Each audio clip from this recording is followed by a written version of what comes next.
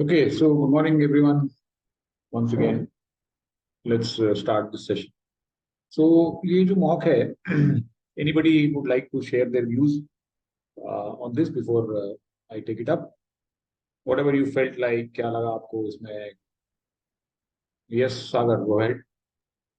Right sir. So basically sir इस mock में I change my strategy. जैसे मैंने आपको बताया था कि वीए की जगह मैंने आरसी ट्राई किया था। बट हम्म, सर आरसीज मतलब इसमें क्वेश्चंस थोड़े मतलब डिफरेंट थे जो हम्म, यूजुअली आते हैं उनसे। हम्म, एक गूगल वाली आरसी में भी एक पर्टिकुलर क्वेश्चन था, वो थोड़ा सा कंफ्यूजिंग था, थोड़े से ट्रिकी थे या डाइसी थे हम्म, ऑप्शंस मेरे लिए। हम्म. तो इसलिए मतलब आरसीज में थोड़ी डिफिकल्टी हुई, बाकी वीए मेरे को इजी लगा था इसका। Right. So BA was easier and RC was trickier. Okay, ये fine. सर अंडरस्टैंडेबल थी, बट क्वेश्चंस थोड़े मतलब डाइसी थे मेरे को। Okay. Yes. Anyone else? Shubham. Sir मेरा कंप्लीटली डिफरेंट ओपिनियन था। मैंने जब इसके आरसीज देखे थे तो मेरे को आरसी ज्यादा इजी लगा था एज कम्पेयर टू वीए। क्योंकि एक तो गूगल आरसी जो थी वो तो बिल्कुल बिल्कुल ऐसी थी कि मेरे स्ट्रेट फॉरवर्ड वाली लगी थी मेरे को। नहीं नहीं नहीं, लगी थी, देखो लगी थी और क्या मतलब हुआ ये अलग बात मतलब सर उसमें सारे है। सही हुए थे चारों, उसमें क्वेश्चन भी आसान थे। क्वेश्चन आसान थे, अच्छा। आई थिंक हाँ जी। Most of people will differ from you in this regard, even I differ from you. आसान, रीडिंग बहुत आसान थी उसकी। बट चलो अभी हाँ हम, जी। ठीक है, fine. So see you got them all correct, so that's very good. It is good that you got it all correct, but इसमें सर एक लिबरलिज्म वाली आरसी थी जो मेरे को थोड़ी मुश्किल सी लगी थी। उसमें मेरे को मतलब वो इतनी क्लियर भी नहीं हुई थी और उसमें क्वेश्चन भी थोड़े अजीब से थे। एक लिबरलिज्म वाली आरसी अच्छी थी काफी इसमें। ठीक है। ओके, चलो Saurabh. Sir in my opinion एक आरसी जो डेंटल वाला था वो सबसे इजीएस्ट था। उसके हम्म, डायरेक्ट आंसर्स भी थे। हम्म, पर जो बाकी आरसी थे जैसे गूगल वाला भी था वो अंडरस्टैंडेबल था, हम्म, बट उसके क्वेश्चन कॉम्प्लिकेटेड थे। हम्म, और फिर फर्स्ट आरसी भी ऐसा ही था। फर्स्ट आरसी भी ठीक ठाक ही था मेरे हिसाब से, पर फोर्थ आरसी जो था लिबरलिज्म वाला वो समझ ही नहीं आया मेरे को, और इसलिए मैंने उसको टाइम लगाया ही नहीं ज्यादा। बहुत अच्छा और किया। फिर बीए तो ऐसा था कि मॉडरेट था, मतलब ज्यादा इजी भी नहीं था मेरे हिसाब से और ज्यादा टफ भी नहीं था, क्योंकि मेरे बहुत अनएक्सपेक्टेडली गलत हुए हैं बीए में, जो मेरे को लग रहा था नहीं यार ये तो होना ही चाहिए। ओके, ठीक है, fine. So we got some views from different people, so obviously ना सबको थोड़ा सा अलग, थोड़े से व्यूज हैं, लेकिन देखो इसमें जो आरसी है ना, तो अब आरसी की अगर मैं बात करूं तो obviously this one, when you look at it, you will not want to take it up front. Second one, yes, it's very straightforward. In fact, अगर आप मेरे से पूछोगे तो this is one of the easiest RCs that I've ever seen in any mock anywhere. मतलब इससे आसान RC मुझे नहीं लगता कोई बना सकता है। Do you agree? I am sure most of you would agree. अगर आपने कोई बहुत ही सिली मिस्टेक करके कुछ गलत कर दिया है यहाँ पे तो अलग बात है, बट मतलब उसमें अगर आप देखेंगे तो सिर्फ एक क्वेश्चन, वो भी लास्ट वाला क्वेश्चन था जो जिसमें आपको थोड़ा सा 30 सेकंड सोचने के लिए लगेंगे। उसमें भी थोड़ा सा मैं, मेरे को डाउट है इसमें जो इसने ये इसको रखा है इसमें, अभी मैं इसके ऊपर डिस्कस करूंगा। अदरवाइज इसमें चार में से तीन तो देखो आपको सही करने ही, कोई भी मतलब इसको कोई बच्चा भी अगर किसी बच्चे को भी दे दोगे तो वो चार में से तीन इसमें से सही कर देगा। ठीक है, that is my view on this. तो आपको ये तो मतलब बहुत ही स्ट्रेट फॉरवर्ड सिटर आरसी थी, तो इसमें तो स्कोर करना ही करना था। तो अब बाकी की आरसी की मैं बाद में बात करूंगा। ये जो गूगल है ये भी पढ़ने में आसान थी, बट क्वेश्चंस थोड़े से डाइसी थे। और ये थोड़ी सी एक बहुत ही अजीब सी थी इसमें, इसके बारे में बात करेंगे कि इस तरह की आरसी आएगी तो उसको कैसे हैंडल करना। By perforce, if you are let's say forced to attempt this, then what should be done, that I will tell you. अगर आप वो स्ट्रेटजी इसमें करोगे तो आपके in all probability you may get all the four correct, which was not the case with this Google thing. Google thing was very easy to understand, but Google thing के question were very very tricky. Uh, Notwithstanding what Shubham said, ठीक है, it worked for Shubham. It may not work for most of us, but this one was, this was difficult to read, but questions were straightforward. I'll show you. तो ठीक है, अब हम अपना जो analysis हम हर बार शुरू करते हैं with this all India performance, so that we can benchmark ourselves. Where do we stand? Where do we need to go? Now, if you see one striking thing that, I mean, one of the important things that struck me as soon as I went through this is that पहले के उसमें 13,700 800 लोगों ने पिछली वाली दी थी, तो इस बार 11,900 लोगों ने दी है। उसके पहले भी कुछ 13,000 कुछ लोग थे. Maybe some kind of a mock fatigue also sets in. Honestly, if you ask me, having a mock every week is not a very productive or a good strategy. And some of you who are enrolled in 2 or 3 mocks, then they would have to be giving 2 or 3 mocks every week, which is not good at all. मतलब मेरे suggestion में ये बिल्कुल ही गलत है और आपको इसमें नहीं घुसना चाहिए, क्योंकि आपका सारा टाइम सिर्फ मॉक देने में, और मॉक के कारण जो आपका ये जो मेंटल ग्राफ है ऊपर नीचे होता रहता है, सिर्फ और सिर्फ पूरा हफ्ता इसी में निकल जाता है, और जो आपको प्रोडक्टिव और सॉलिड काम करना चाहिए वो आप कुछ नहीं कर पाते हो. आपका सिर्फ किसी मॉक में अच्छा कर दिया, एक में तो ऐसा हो गया, फिर सडनली नीचे आ गया, फिर दूसरे में ऐसा हो गया, फिर ऐसा ही. देखो बहुत कम लोग होंगे, मतलब ठीक है, there are fours, see everywhere, no, you have this top 1 percentile, top 2 percentile, they will always be there. मैं 98% लोगों की बात कर रहा हूँ, ठीक है. तो there are some which will be able to maintain their consistency, ठीक है, लेकिन मोस्ट ऑफ द पीपल के संग यही होगा. तो आप अगर हफ्ते दर हफ्ते मॉक आफ्टर मॉक देते रहोगे तो यही होगा, ठीक है. तो इसलिए it is better to just take a back seat for a while and not give a mock also. And I think these 2,000 people fall in that same category. Okay.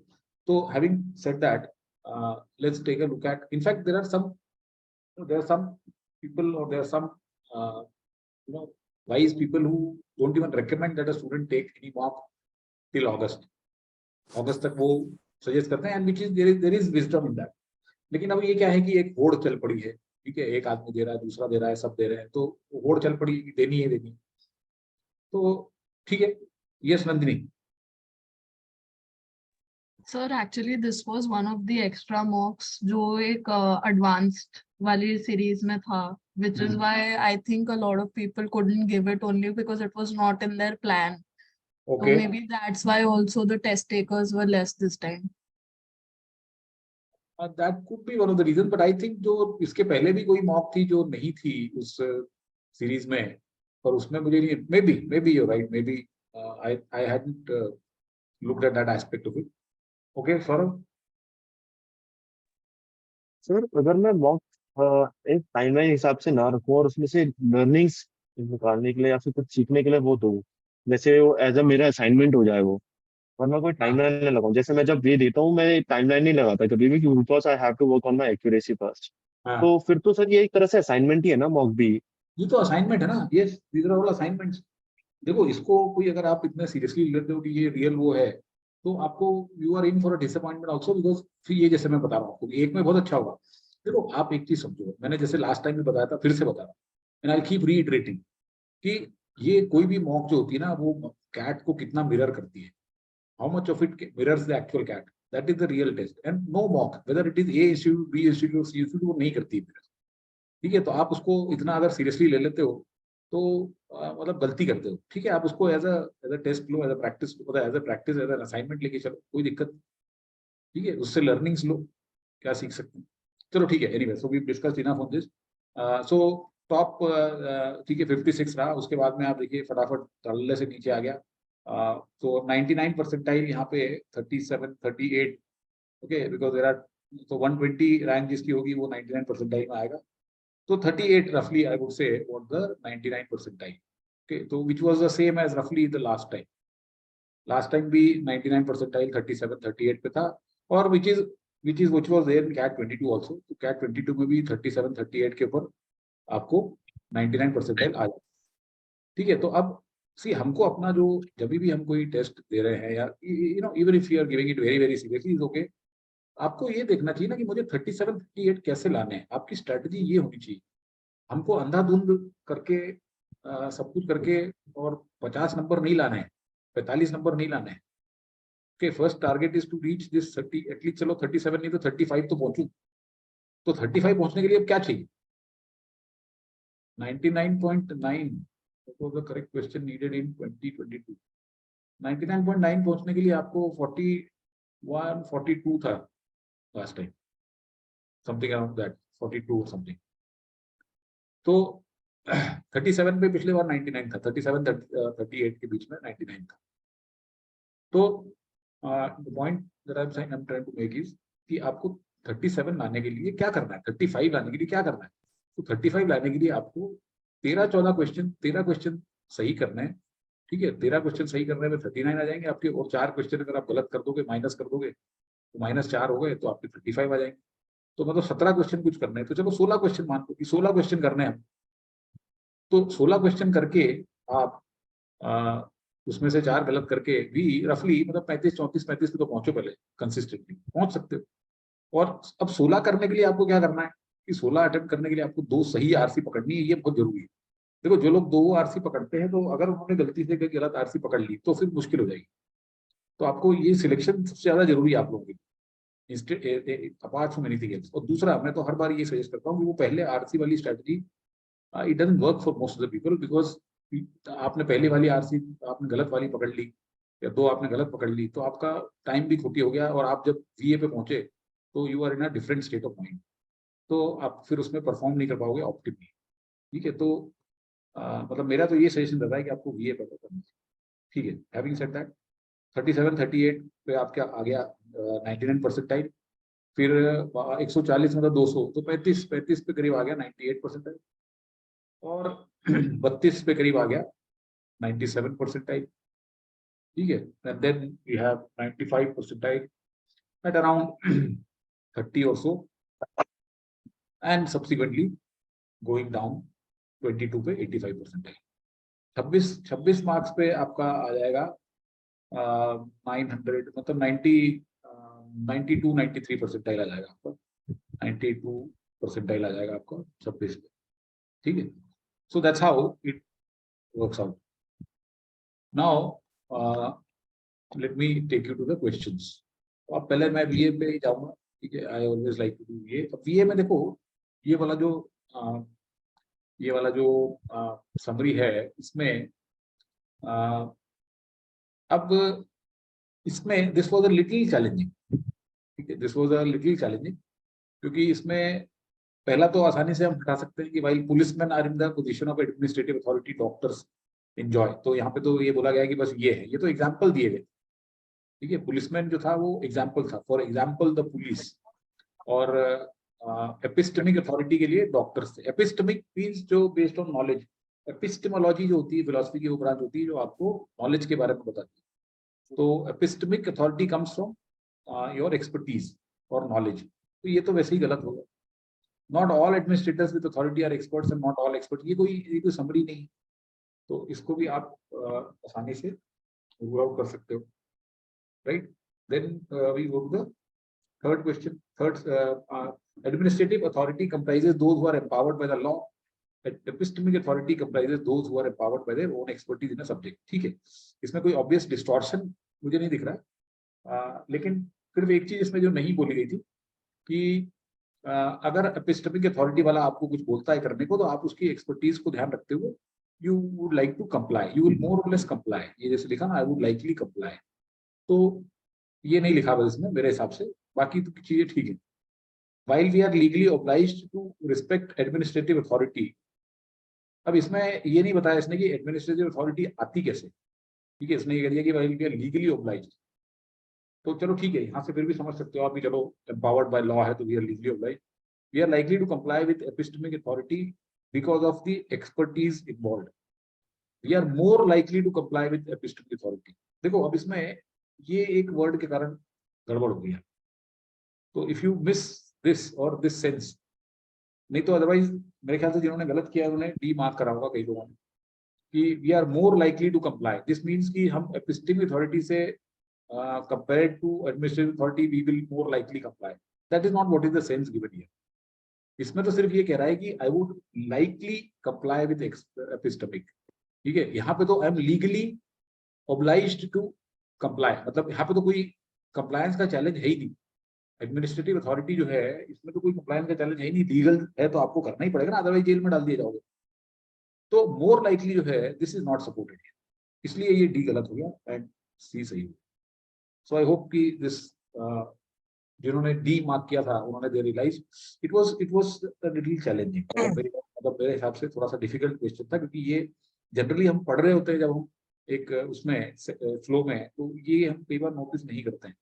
We are likely to comply with, ये अगर मोर नहीं होता तो ये सही हो जाता। ठीक है, तो एक वर्ड के कारण गड़बड़। ठीक है, तो I hope you realised it was little challenging. Yes. Yes, तो Excuse me? जिन्होंने मिस कर दिया ये मोर, वो गलत कर देंगे। ओके, नाउ Excuse दिस, हाँ बोलिए।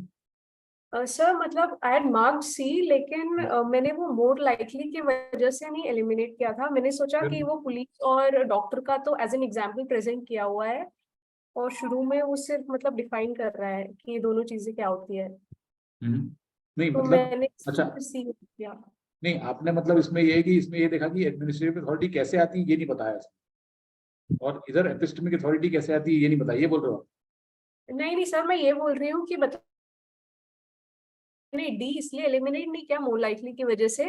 मैंने सोचा कि पुलिस का और वो डॉक्टर का एज एन एग्जाम्पल प्रेजेंट किया है पूरे उसमें। अच्छा, ये वाला?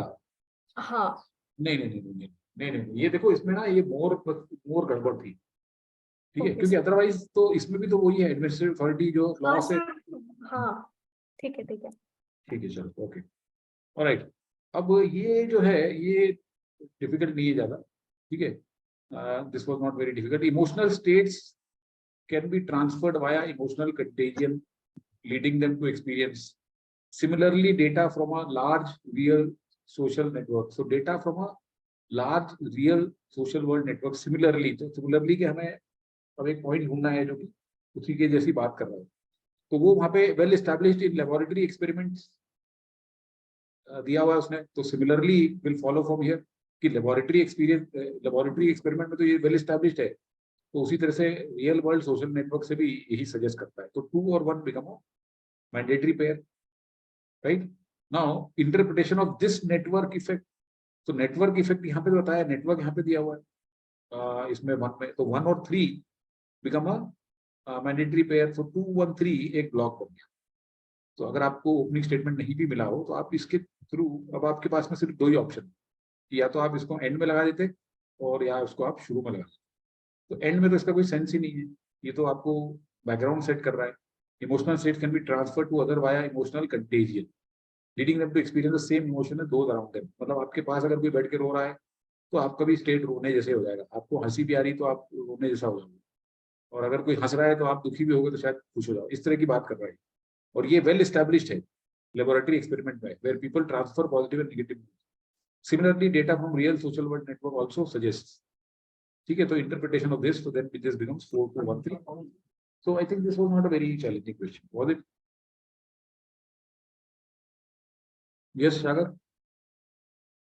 Sir I mark this only, but मेरे को ना कंफ्यूजन, जैसे लास्ट में सर थर्ड वाला इज ए नेगेटिव थिंग कि अंडर स्क्रूटनी, बट इसके जो प्रीवियस वाली लाइन थी, जो फर्स्ट वाला वो था सेंटेंस, तो उसमें उसकी वही मतलब दिखाया गया कि सिमिलरली यहाँ पर भी यूज हो जाता है या यहाँ पर भी यही है, और उसके बाद फिर सर जो नेक्स्ट थर्ड वाला ऑप्शन था, तो वो समझ नहीं आ रहा था कि वो नेगेटिव वाली चीज मैं कहाँ ऐड करूँ या बीच में ऐड करूँ या बाद नेगेटिव नहीं नहीं नहीं नहीं नहीं, नेगेटिव नहीं है, देखो ये क्या बोल रहा है, वो बोल रहा है कि ये लेबोरेटरी एक्सपेरिमेंट में भी एस्टैब्लिश हो गया है और रियल वर्ल्ड सोशल नेटवर्क में भी डेटा से एस्टैब्लिश हो गया है कि मूड ट्रांसफर हो जाते हैं, तो ये जो interpretation of this network effect as contagion of mood has come under scrutiny, तो ये जो इंटरप्रिटेशन हम कर रहे हैं इसको, ठीक है, ये स्क्रूटनी पे आ गया है क्योंकि इसके कोरिलेशन नेचुरल, तो अभी इसके ऊपर इंक्लूडिंग कंसर्न्स ओवर दिस, तो ये तो एंड में आ सकता है ना, क्योंकि इसके बाद में कोई सेंटेंस है ही नहीं इसको एक्सप्लेन करता हुआ। रेजिंग इंपॉर्टेंट क्वेश्चंस, मतलब आपने पहले तो एस्टैब्लिश किया कि लेबोरेटरी में भी हुआ है और रियल वर्ल्ड में हुआ है, लेकिन इसके ऊपर कुछ सवालिया निशान खड़े हुए, तो अब आगे तो कुछ है ही नहीं हमारे पास जाने के लिए, तो ये तो यही एंड हो जाएगा, इसके बाद का तो कुछ है ही, हो ही नहीं सकता। हाँ जो सर, बट जैसे हाँ, सर इसके सामने मतलब कुछ ऐसे नहीं था ना कि ये देखो हाउ यार, मैं आपको एक सी वन मोर थिंग कि इनके ऊपर ना इतना जैसे आपने ज्यादा सोचने से कोई फायदा नहीं होता। आपको अगर कोई मैकेनिक्स दिख गए हैं सेंटेंसेस कनेक्ट करने के और वो आपने कर लिया है and then you are fairly good with that, then don't try to kind of read and understand exactly what is being said, क्योंकि ये 4 सेंटेंस में आपको समझ आएगा नहीं क्या कॉन्टेक्स्ट है ना। तो ओके आपको ये समझ में आ गया कि भाई आपने 3 एंड में आएगा, उसके बाद में वो क्या है कहाँ जा रहा है वो छोड़ दो, देयर इज नो पॉइंट, है ना। ओके ऑलराइट, सर इसके हाँ कुछ नहीं क्वेश्चन। सर वो क्वेश्चन हाँ आप मतलब मैंने क्रैक कर लिया था लास्ट हाँ वाला, हाँ, बट उसमें बहुत टाइम लग गया था, लाइक अराउंड 3 to 4 minutes लग गया था। नहीं यार बहुत ज्यादा लगा दिया, 3 to 4 मिनट्स नहीं करना है। देखो अगर जो मतलब आपको लंबे लंबे सेंटेंसेस दिख रहे हैं किसी पैराजंबल में, और जो कि थोड़ा सा मुश्किल हो रही है, you are not able to connect. देखो मतलब मेरे हिसाब से इसको सिंपली आपको करना क्या चाहिए, इसमें कोई टाइम नहीं लगना चाहिए आपको। सबसे पहले आपने जैसे देखा similarly data from a real world social network, तो आप ये पूछो अपने आप से कि यार ये सिमिलरली कैसा बता रहा है, कि इसके पहले क्या सेंटेंस होगा। Data from a real world social network, data कहाँ कलेक्ट हुआ है, तो इन दोनों में कोई डेटा का मेंशन नहीं, इसमें साफ लिखा हुआ लेबोरेटरी एक्सपेरिमेंट, तो डेटा लेबोरेटरी एक्सपेरिमेंट में भी कलेक्ट होता है। तो आपने 1 और 2 को 2 और 1 को इकट्ठे लगा, फिर आपने नेक्स्ट सेंटेंस पढ़ा दिस नेटवर्क इफेक्ट, ठीक है, अरे ये तो यहाँ इससे सोशल नेटवर्क से कनेक्टेड, फाइन, तो 2 1 3 बन गया। फिर आपने देखा 4 कहाँ आएगा, तो 4 स्टार्ट में आएगा। तो मतलब आप अगर इसमें ऐसे करोगे कि आप एक एक सेंटेंस पढ़ के और उसका मीनिंग निकाल के और उसको फिर दूसरे से रिलेट करने की कोशिश करोगे, तो आपको बहुत टाइम लग जाएगा। आपको तो सबसे पहले जो ये जो चीज है ना, ये पकड़ने आनी चाहिए। जो भी हम पैराजंबल करते हैं उसमें सबसे पहले we should be able to catch what are the connectors between different sentences, because they will immediately let you make these pairs or blocks, and then you can work around those and try to get the sense of the word. तो आप अगर इनको बिना उसके करने की कोशिश करोगे तो बहुत टाइम लगेगा। Yes, sir. ओके सौरभ बोलो। सर मैंने ना पहले 4213 मार्क करा था, फिर मैंने ज्यादा दिमाग लगाया, मैंने 2413 कर दिया उसे। बट मैंने जो 4213 मार्क करा था सर, वो सिमिलरली नहीं देखा था, मैंने एज वेल देखा था। इसमें ज्यादा बड़ी बात ये बोली है that longer lasting moods can be transferred to networks as well, जैसे कि हमारे इमोशनल मूड्स हो रहे थे, तो मैंने उससे देख के करा। ठीक है कोई बात नहीं, लेकिन आपको फिर मेरे से ज्यादा टाइम लगेगा ना, क्योंकि मैंने तो ये सिमिलरली से देख के पकड़ लिया, तो आपको थोड़ा हाँ सा जी सर। स्मार्ट तो see that is where the skill in parajumbles lie, that sentence को पढ़ते ही उसके अंदर के जो मार्कर है, जो करेक्टर्स है, उसको इमीडिएटली सॉर्ट आउट कर लोगे ना, तो आपका आधा काम वहीं पे खत्म है। You don't need to read the sentences. जब मैं इसको करता हूँ ना, तो मैं उसको सेंटेंसेस पढ़ता भी नहीं हूँ, मतलब आधे आधे क्या 4 वर्ड पढ़ता हूँ बस एक बार में, और 4 वर्ड पढ़ने के बाद में सबसे पहले ये देखते हैं कि किस किस में कनेक्शन दिख रहा है और कौन सा पहला स्टेटमेंट होगा, और दैट्स इट।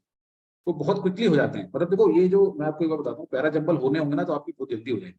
इसमें seldom it happens that you need to stare at it for a very long time, 4 minute लगा दिए 5 मिनट, वो आपसे फिर भी नहीं बनेगा। तो आपको बहुत क्विकली डिसीजन लेना है कि यार इसके ऊपर कितना टाइम लगाना है। अगर आपको कनेक्टर्स नहीं मिल रहे हैं दैट मीन्स उसमें टाइम रहेगा, तो उसको फिलहाल छोड़ दो। और कनेक्टर्स मिल गए हैं तो आप उसको पकड़ के इमीडिएटली खत्म करो, ठीक है। Okay sir. चलो let's go to this one. Fortunately this time these two completion statements were questions were not very difficult, ठीक है। इसमें एडल्ट डायरेक्टेड स्पोर्ट्स, यहाँ पे ये बताया गया है कि पहले बच्चों को खेलने दिया जाता था, ठीक है। Need for child labour, so children had a good deal of free time. तो यहाँ पे ये वाला सेंटेंस पढ़ के आपको लगा कि भाई एडल्ट डायरेक्टेड चिल्ड्रन गेम्स चालू हो चुके हैं to replace the pickup games and all this things. तो मतलब बच्चों को अब अपने आप से खेलने नहीं दिया जा रहा। तो यहाँ पे आप देखो कि ये यहाँ पे जाके बोलना शुरू किया उसने कि but then beginning around 1960 adults began chipping away at that freedom, ठीक है। And then there are lots of reason for these changes. ये आपको क्लू मिल गया यहाँ पे कि अब चेंज हो गए, ठीक है। चेंजेस कौन से हैं, वो चेंजेस जो इसमें बताए गए कि एडल्ट डायरेक्टेड स्पोर्ट्स आ गए, ये आ गए, वो आ गए, तो ये आपका फोर्थ में आ जाएगा और कहीं पे भी नहीं जाएगा। तो it was not very difficult. नहीं, meaning of the complete sentence ये है कि ये बताने की कोशिश कर रहा है कि पहले बच्चों को अनसुपरवाइज्ड खेलने की इजाजत थी। जैसे आप अगर अपने, चलो आप लोग तो मे बी जो बड़े शहरों में अगर हो, दिल्ली बॉम्बे वगैरह में, between तो 1 and 4 and I marked 1. I was confused between Yes, 1 sir. and 4 and I marked 1. But why did you mark 1? I don't understand. Because यहाँ पे आप इसमें क्या बोल रहा है, देखो कि adult directed sports for children began to replace pickup games, adult directed classes began to replace hobbies. मतलब बेसिकली पेरेंट जो थे बच्चों को अकेले और अनसुपरवाइज नहीं खेलने दे रहे थे। अब आपको यहाँ पे कहानी पढ़ो, for more than 50 years now we in the US have been gradually reducing children's opportunities to play, and the same is true in many other countries. In his book Children at Play, an American History, Howard refers to the first half as a golden age of children's sleep play.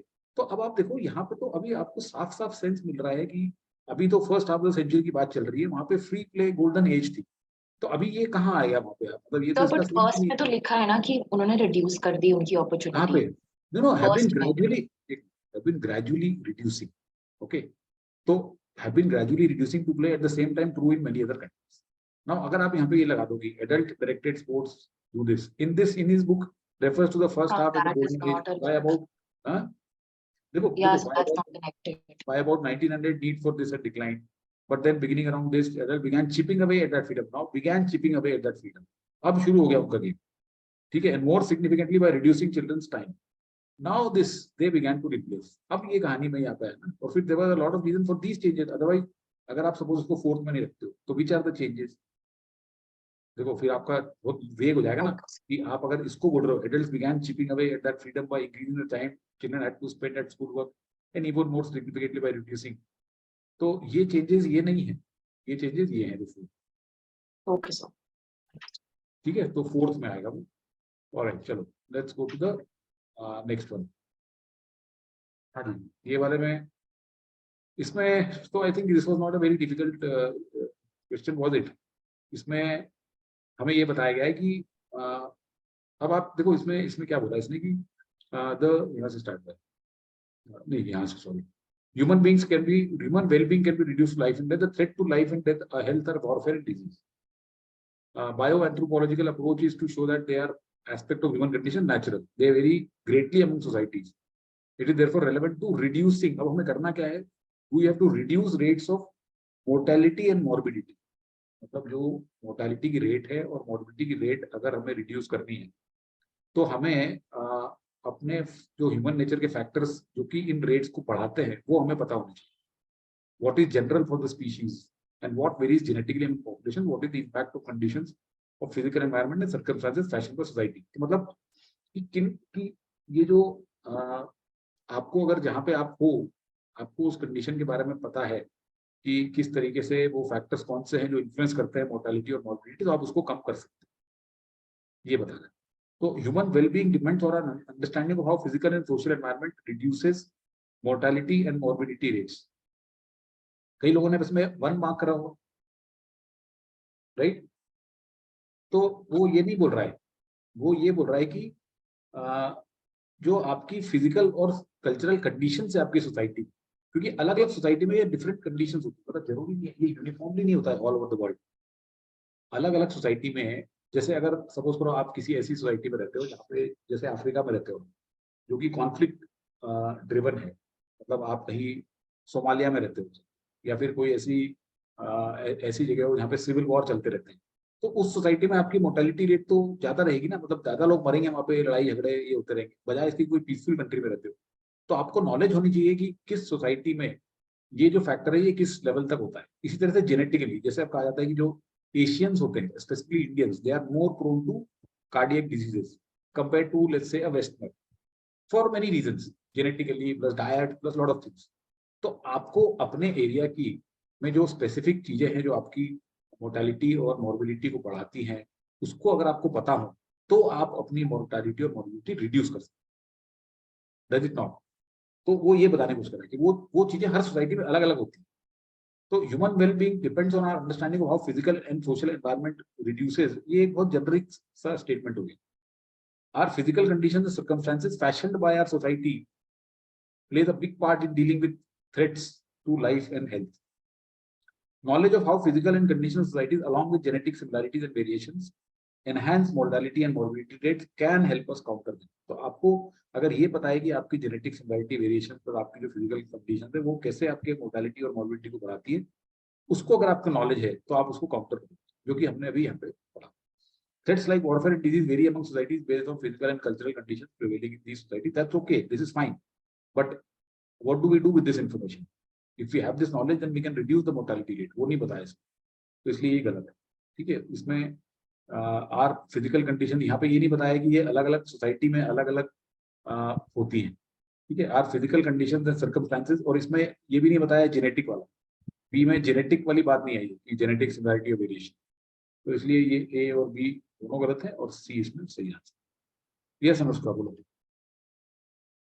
Sir मैं ए और सी में confuse थी, but फिर मैंने ए select किया क्योंकि मुझे लगा सी में जो ये जेनेटिक सिमिलैरिटीज बताया ये एक एग्जाम्पल की तरह दिया हुआ था, तो इस वजह से मुझे लगा ए बेटर है क्योंकि उसमें सब चीज ऑलमोस्ट कवर हो रही है। मतलब सी बहुत स्पेसिफिक लगा मुझे। ये जो फिजिकल और सोशल एनवायरनमेंट है ना, ये फिजिकल और सोशल एनवायरनमेंट ये बात कर रहा है। ठीक है, तो ये जो मैंने आपको वॉरफेयर वाली बात बताई कि किसी सोसाइटी में वॉरफेयर, चलो एक पार्ट, सपोज करो कहीं पे आप ऐसी जगह रहते हो जहाँ पे टाइफून्स और स्टॉर्म्स आते रहते हैं। मतलब आप अगर लेट्स से जैसे अभी यूएस में कोस्ट हैं, जैसे फ्लोरिडा के कोस्ट हैं, कोई ऐसी जगह यहाँ पे हर थोड़े थोड़े दिन में वहाँ पे टाइफून, जैसे हमारे यहाँ पे कई जगह पे बाढ़ आती रहती है, कई जगह पे हमारे यहाँ पे भी साइक्लोन आते रहते हैं। तो वो आपका फिजिकल और सोशल एनवायरनमेंट, तो आपको अगर पता है कि आप जहाँ पे हो वहाँ पे कितनी रिस्क है, तो वो आपकी डिपेंड करता है, वो आपकी मोर्टेलिटी और मॉर्बिडिटी को बढ़ा सकता है, वो नॉलेज आ गई। ठीक है, दूसरी तरफ जेनेटिक वेरिएशन, तो मैंने आपको बताया कि आप Asians are predisposed to cardiac diseases, specially Indians. तो if you know about them then you will take care, ताकि आप अपना जो रेजिमेन है वो इस तरह से कर सको कि आपको वो सब चीजें अफेक्ट ना करे और आपकी मोर्टेलिटी और वो मॉर्बिडिटी कम हो जाए। तो इसमें वो चीज मिस हो रही है। ये जेनेटिक ये एग्जाम्पल नहीं है, ये this is there are two parts to this, one is physical and cultural and social, whatever you want to call it, environment, and second is your genetic orientation या genetic disposition. दो चीजें हैं, इनकी knowledge हमें बचाई। Okay sir. तो वो सिर्फ थर्ड में तो माना बोलो सर मॉर्बिडिटी मतलब rate of disease in population. Morbidity मतलब क्या? मॉर्बिडिटी मतलब कि आपकी likelihood to die. Morbid conditions क्या होती है? जो मतलब आपकी ऐसी डिजीजेस जो होती हैं जो कि आपको जैसे अगर सपोज किसी को कोई कार्डियक डिजीज है तो दैट्स अ मॉर्बिड कंडीशन। जैसे आपको अगर आपने पढ़ा होगा कि जब वैक्सीन लग रही थी कोविड की, तो पहले उन लोगों को दिया था जिनको कोमॉर्बिडिटी थी। कोमॉर्बिडिटी मतलब क्या है कि उनको कोई ऐसी डिजीज है जो कि डेथ लाइफ थ्रेटनिंग हो सकती है। तो मॉर्बिडिटी मतलब बेसिकली लाइफ थ्रेटनिंग चीज जो आपको, किसी को कैंसर है, ठीक है, किसी को अगर सर दर्द है तो that is not a comorbid condition, right? किसी को अगर नी में प्रॉब्लम है तो that is not a comorbid condition. तो मॉर्बिडिटी मतलब बेसिकली इसी मॉर्बिड मतलब तो डेथ ही होता है ना, मॉर्बिडिटी तो इज डेथ से रिलेटेड ओनली। ठीक है, चलो ऑलराइट।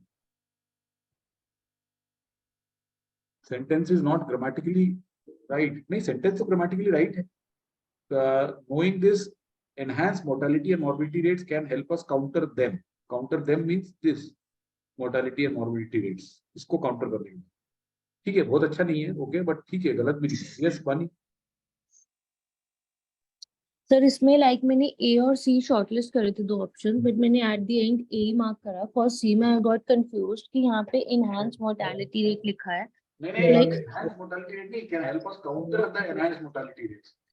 यस सर, अब समझ आया कि उन्होंने घुमा के दिया हुआ है इसे, हाँ, जैसे उन्होंने घुमा के दिया हुआ है, एग्जैक्टली घुमा के दिया हुआ है। ठीक है, अगर आपने इसको ये नहीं पढ़ा तो आप बोलोगे यार ये तो एनहांसमेंट की बात कर रहा है, हमें तो रिड्यूस करना है उसको, right? Yes sir, that's what that exactly हाँ, हैपेंड। ये देखो, ये इस तरह के स्टंट ये लोग खेलते हैं, तो you should be aware of such traps. Okay, चलो कोई बात नहीं, लर्निंग है। This was a very good question, very nice question, मतलब इसको करने में बहुत मजा आया। थोड़ा चैलेंजिंग है, लेकिन इसको भी आप कर सकते हो थोड़ा सा अगर हमसे। इसमें देखो, सबसे पहले तो ये सोचने में गड़बड़ होती है कि यार 3 से स्टार्ट होगा कि कहाँ से स्टार्ट है ना? Yes sir. क्या 4 से स्टार्ट हो सकता है? तो 4 से स्टार्ट नहीं हो सकता। उसके क्या रीजन है 4 से स्टार्ट क्यों नहीं हो सकता? ला रोका दिया हुआ है, नाम पूरा है। जैक ला रोका लिखा हुआ है और यहाँ पे ला रोका लिखा हुआ है, राइट? तो 4 पहले नहीं आ सकता, 2 पहले आ सकता है। तो अब क्या 2 पहले आएगा या 3 पहले आएगा? इसके लिए अब क्या करेंगे आगे? तो हाउ आई थॉट, यहाँ पे लिखा हुआ इन दिस रिस्पेक्ट, तो अब मुझे 1 का ये लिंक मिला मुझे, तो ये कहाँ आएगा? In this respect, in what respect? Audioslave has defined convention. Where is that convention? So 3 3 and 1 will be 3 mandatory pair. yes, 3 and 1 is a mandatory pair, very right। क्योंकि ये कह रहा है all too often in the case of super groups the resulting whole is less than the sum of its parts। So in this respect, audio slave has defied convention, producing a record that sounds both classic and fresh, and more importantly like a going concern rather than exercising necrophilia। तो 3 और 1 एक mandatory pair. अब हमारे पास में सवाल आया कि 2 और 4। Now few rock supergroup lineups in recent years have had fans slavering in anticipation as much as audio slave। The band which emerged from the ashes of Rage Against the Machine's acrimonious split with singer Zach Lavelle।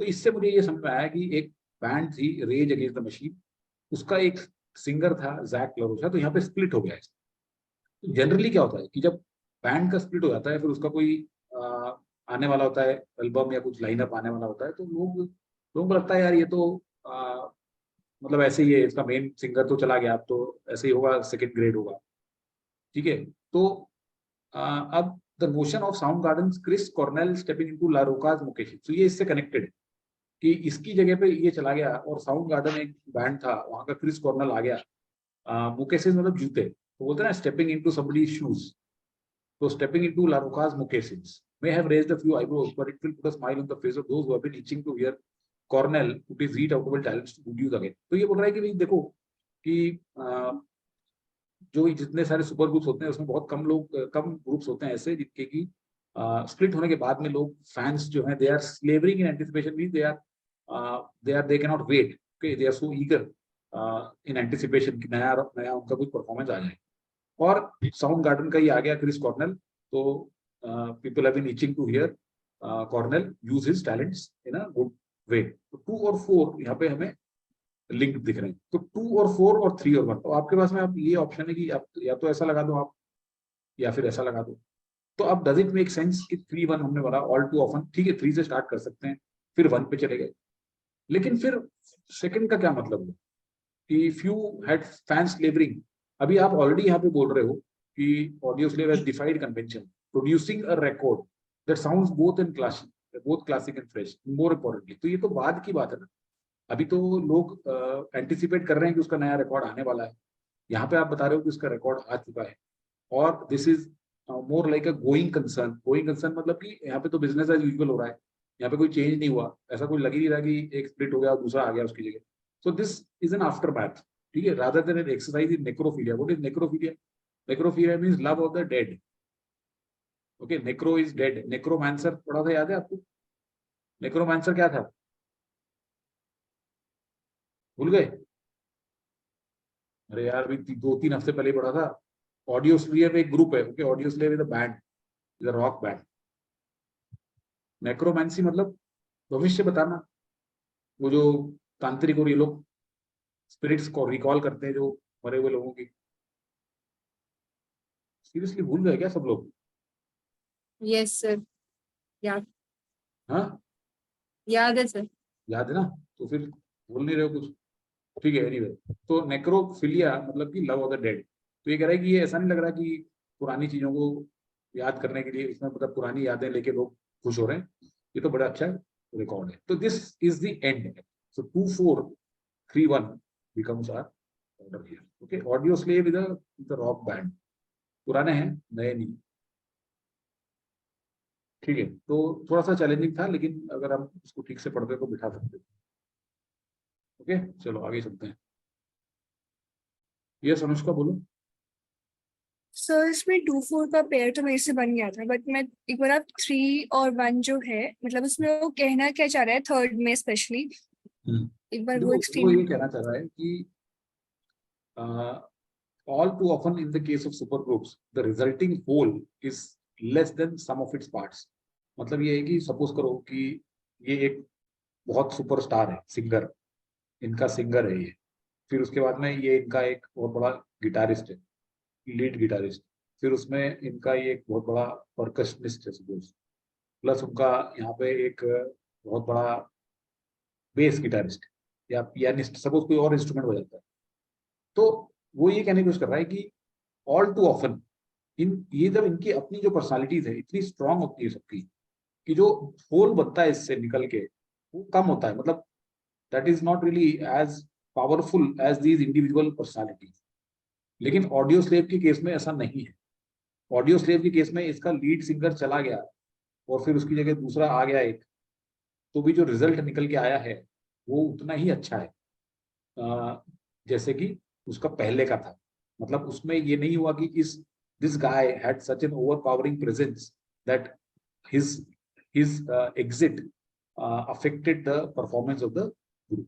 Generally अगर lead singer किसी भी group का निकल के चला जाता है तो उस ग्रुप की जो एक उसकी जो एक पावर होती है, उसकी जो एक फॉलोइंग होती है वो धीरे धीरे कम हो जाती है। Yes sir. आप अगर देखेंगे पिंक फ्लॉयड वगैरह, I don't know how many of you are music fans of the old times, of course नए में आप जैसे आप वन डायरेक्शन है, ठीक है, वन डायरेक्शन के बारे में जानते होंगे आप, कि वन डायरेक्शन के जितने भी कलाकार थे कौन कौन थे? Does anyone no?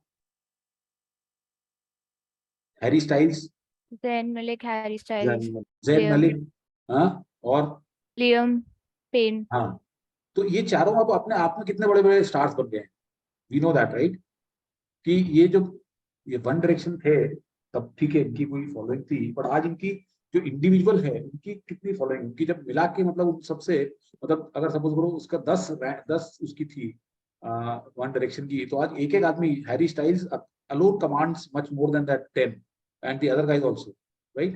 So that is what he Yes, means sir. by saying कि the whole is less than sum of its parts, लेकिन ऑडियो स्लेव के केस में ऐसा नहीं, All right, sir. ठीक है, ओके।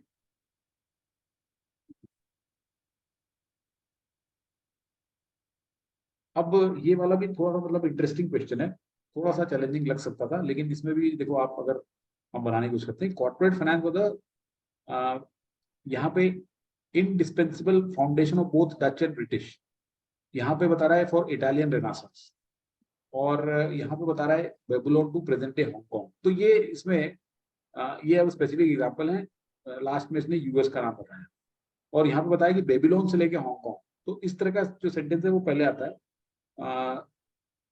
परहैप्स टू ये पहले नहीं आएगा, तो स्टार्ट करेंगे to say, the evolution of credit and debt was as important as any technical innovation in the rise of civilization from ancient Babylon to present day Hong Kong. So this is the opening statement. अब आपके सामने देखो ये दो sentence बता रहे हैं कि कैसे जो फाइनेंस है, क्रेडिट और डेट का जो ये इसने यहाँ पे बताया, तो फाइनेंस ने किस तरीके से अलग अलग पार्ट्स ऑफ द वर्ल्ड में उनको आगे ले जाने में हेल्प की। और वन बताता है कि ये फाइनेंशियल क्राइसिस ही है जो अमेरिका की ग्लोबल प्राइमेसी को खत्म करेगा। So this is a negative sentence. ठीक है, this is a negative sentence. These three sentences, they are positive. This is positive, this is positive, and this is also positive. How finance helped these countries rise? So evolution of credit to debt, credit and debt from ancient Babylon to ancient Hong Kong. अब आपके सामने सवाल ये है कि आप 4 पे जाओगे कि आप 3 पे जाओ, वो कैसे पता लगाओगे? क्योंकि देखो ये जो नेगेटिव है ये तो एंड में आएगा, ये आप तय कर लो कि ये तो एंड में आएगा। और ये नेगेटिव सेंटेंस किसके बारे में है कि it will be a financial crisis that signals the end of Twilight, means the end. ठीक है, ट्वाइलाइट मतलब शाम का टाइम होता है जब सनसेट हो चुका होता है। ठीक है, तो सनसेट होने के बाद में और डार्क होने के पहले का जो टाइम होता है ना, उसको बोलते हैं ट्वाइलाइट। तो जैसे डॉन होता है, डॉन क्या होता है? वो वाला डॉन नहीं जिसको पकड़ना मुश्किल नहीं, नामुमकिन नहीं। ये डॉन वो है जो सुबह सनलाइट के पहले होता है। ठीक है, तो Twilight of American global primacy होने वाली है, मतलब अमेरिका का सूर्य अस्त होने वाला है। तो अमेरिका का यहाँ पे सूर्य अस्त होने वाला, तो इसके पहला जो सेंटेंस होना चाहिए उसका एंड में भी अमेरिका होना चाहिए। तो क्या वो 4 में है कि क्या 3 में है? तो वो 4 में या 3 में, तो इसलिए 3 के बाद 1 आएगा। तो इसलिए यहाँ पे 2 3 1 नहीं होगा, 2 3 2 4 3 1, मतलब आप यहाँ पे 4 लगाएंगे और यहाँ पे फिर 3 लगाएंगे। तो अब आप इसको पढ़ेंगे कि evolution of debt, credit and debt Babylon से लेके हांगकांग तक चला। Banks and bond market provided material basis for splendours of Italian renaissance. Then corporate finance was the indispensable foundation of Dutch and British. देखो Italian renaissance, इसमें एक और chronology भी लगा सकते हो कि रेनेसां के बाद में डच और ब्रिटिश एम्पायर आए। ठीक है, और यूनाइटेड स्टेट आया 20th सेंचुरी में। तो डच और ब्रिटिश एम्पायर जो थे ये इसके काफी पहले इनका सूर्य उदय हो चुका था और अस्त भी हो गया था। और अब यूएस का जो सूर्य उदय था वो 20th सेंचुरी में, from advances in insurance business, and perhaps it will be to a financial crisis that will end. So 2 4 3 1 करके हम इसको खत्म कर देंगे। चलिए, what is the doubt? Actually मैंने भी वो क्रोनोलॉजी का यूज करके किया, तो वो क्रोनोलॉजी इजी का यूज करके करा। ठीक है, वेरी गुड। यस सौरभ, तो कोई डाउट है फिर हमारा? सर मैंने ना इसे थोड़े से डिफरेंट तरीके से करा। मैंने क्या देखा सर, 2 और 4 में से फर्स्ट कौन जाएगा। फिर सर यहाँ पे मैंने देखा कि credit and debit, obviously debt पहले आया होगा, credit and debt rather than अगर हम कंपेयर करें बैंक्स और बॉन्ड से, तो ये मेरा ये 2 स्पेसिफिक हो 4 का जाता तो बन गया है, ये स्पेसिफिक हो जाता है, दिस बिकम है ना, स्पेसिफिक। Banks and bond. हाँ ठीक है। और फिर सर मैंने फिर लगाया थर्ड को, मैंने ऐसे ही देखा कि ये 4 के बाद आना चाहिए। जब सर मैंने देखा कि ये डच एंड ब्रिटिश एम्पायर है, जैसे इटालियन रेनेसां के बाद ही आए होंगे, और फिर वो लास्ट में नेगेटिव स्टेटमेंट थी तो इसलिए। पर सर मैंने मेन चीज जो करी 2 और 4 के पेयरिंग के लिए, वो मैंने debt and credit and debt देखा और एक बैंक्स एंड बॉन्ड। ठीक है, देखो मैं आपको फिर इसको ऐसे ही बता सकता हूँ कि credit and debt these are the most general things. उसके बाद में बैंक्स एंड बॉन्ड मार्केट, अब थोड़ा थोड़ा सा स्पेशलाइज होना शुरू हुआ फाइनेंस, देन कॉर्पोरेट फाइनेंस आ गया, ठीक है, and then all these things also came, insurance, mortgage. तो ये सब भी क्रोनोलॉजी में चल रहा है ना। ये जो इंश्योरेंस है, एग्जैक्टली सर। मोर्टगेज फाइनेंस और कंज्यूमर क्रेडिट है, ये 17th सेंचुरी 16th सेंचुरी में थोड़ी था, ये तो 20th सेंचुरी में आया। So this came toward the end. तो आप इसको क्रोनोलॉजी वैसे भी इसमें वो भी लगा सकते हो, इसमें दो क्रोनोलॉजी लगा दो आप, इटालियन रेनासा वाली और ये वाली भी लगा दो आप इसमें, ठीक है। अब इसमें पहला सेंटेंस देखो, इसमें पहला सेंटेंस तो सिलेक्ट करना आसान है, क्योंकि अगर हम ऐसा बोल रहे हैं कि in the rise of civilisation from ancient Babylon to present day Hong Kong, so this covers the entire gamut, right? So this has to be the opening statement. Yes Shubham. Sir मैंने इसको बिना क्रोनोलॉजी के करा था, थोड़ा डिफरेंट अप्रोच थी मेरी। Sir हाँ। 2 और 1 की पोजीशन तो पता चल गई थी कि 2 पहले आएगा और 1 आखिरी में आएगा। हाँ। तो 2 ऑप्शन बचते हैं, या तो 3 4 या 4 3। हाँ। तो 3 में मैंने 3 1 के साथ इसलिए रखा क्योंकि सर 3 में यूनाइटेड स्टेट्स की बात हो रही है, ठीक है, और जो एंडिंग स्टेटमेंट है उधर अमेरिकन ग्लोबल प्राइमेसी आ गई। करेक्ट। पर तो फिर मोस्ट प्रोबेबली वही होना चाहिए। तो फिर मैंने इसका अपोजिट देखा। अगर मैं अपोजिट करता, जैसे 3 4 करता, तो फिर इनकोहेरेंस आ जाती है, क्योंकि बीच में अमेरिका की बात हो गई, फिर अचानक से दोबारा अमेरिका की बात हो रही है। बिल्कुल बिल्कुल ठीक है, correct way of looking at it. Multiple ways of looking at this, and if you got this answer right, then obviously your thinking was right, correct. Sir, Yes, Manav. sir, dusk is same as twilight. हाँ? Dusk वो dusk word होता है। Dusk is twilight, yes. एक dawn to dusk बोलते हैं ना, एक गाना भी है dawn to dusk, अभी बात कर रहे थे गाने की, शायद इसका ज़ैन का ही था शायद, हाँ सर, है ना? yes sir। हाँ, dawn to dusk बड़ा अच्छा गाना है। ये कोई कुछ बोल रहा है क्या बीच में? ओके, चलिए आगे चलते हैं।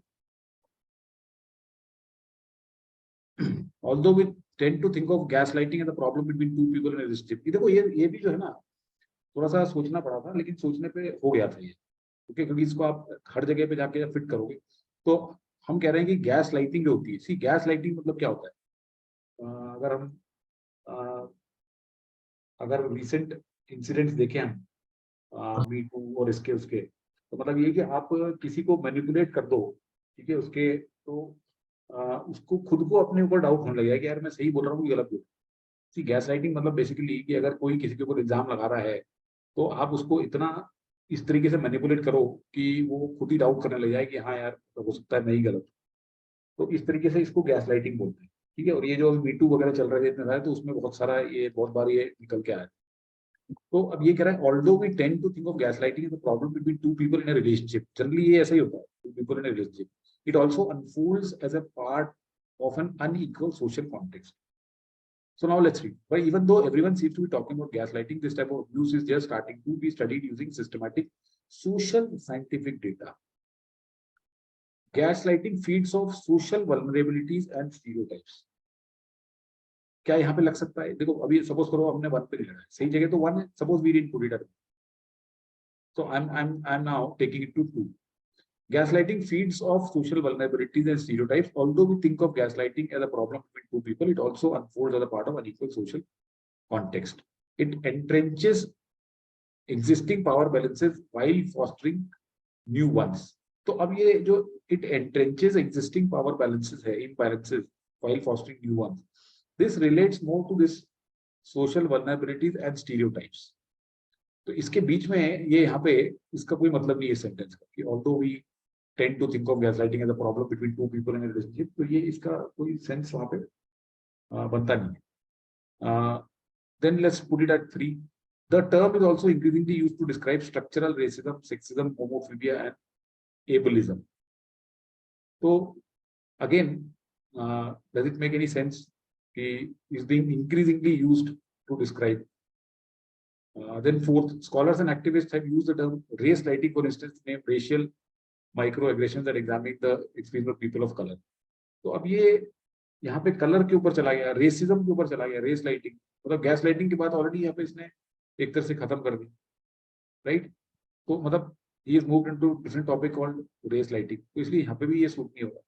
The only place where because आप ये देखिए कि as a problem between two people in relationship को उसने पहले ही साइड कर दिया कि जनरली हम गैस लाइटिंग को समझते हैं कि ये दो लोगों के बीच में है, लेकिन ये एक सोशल कॉन्टेक्स्ट में भी देखा जा रहा है। और आगे के आप देखेंगे जितने भी सेंटेंसेस हैं ये इसी को सोशल जो आपकी कॉन्टेक्स्ट है या सोशल जो एरिया है, एरिना है या वल्नरेबिलिटी, ये सब उसी की बात है।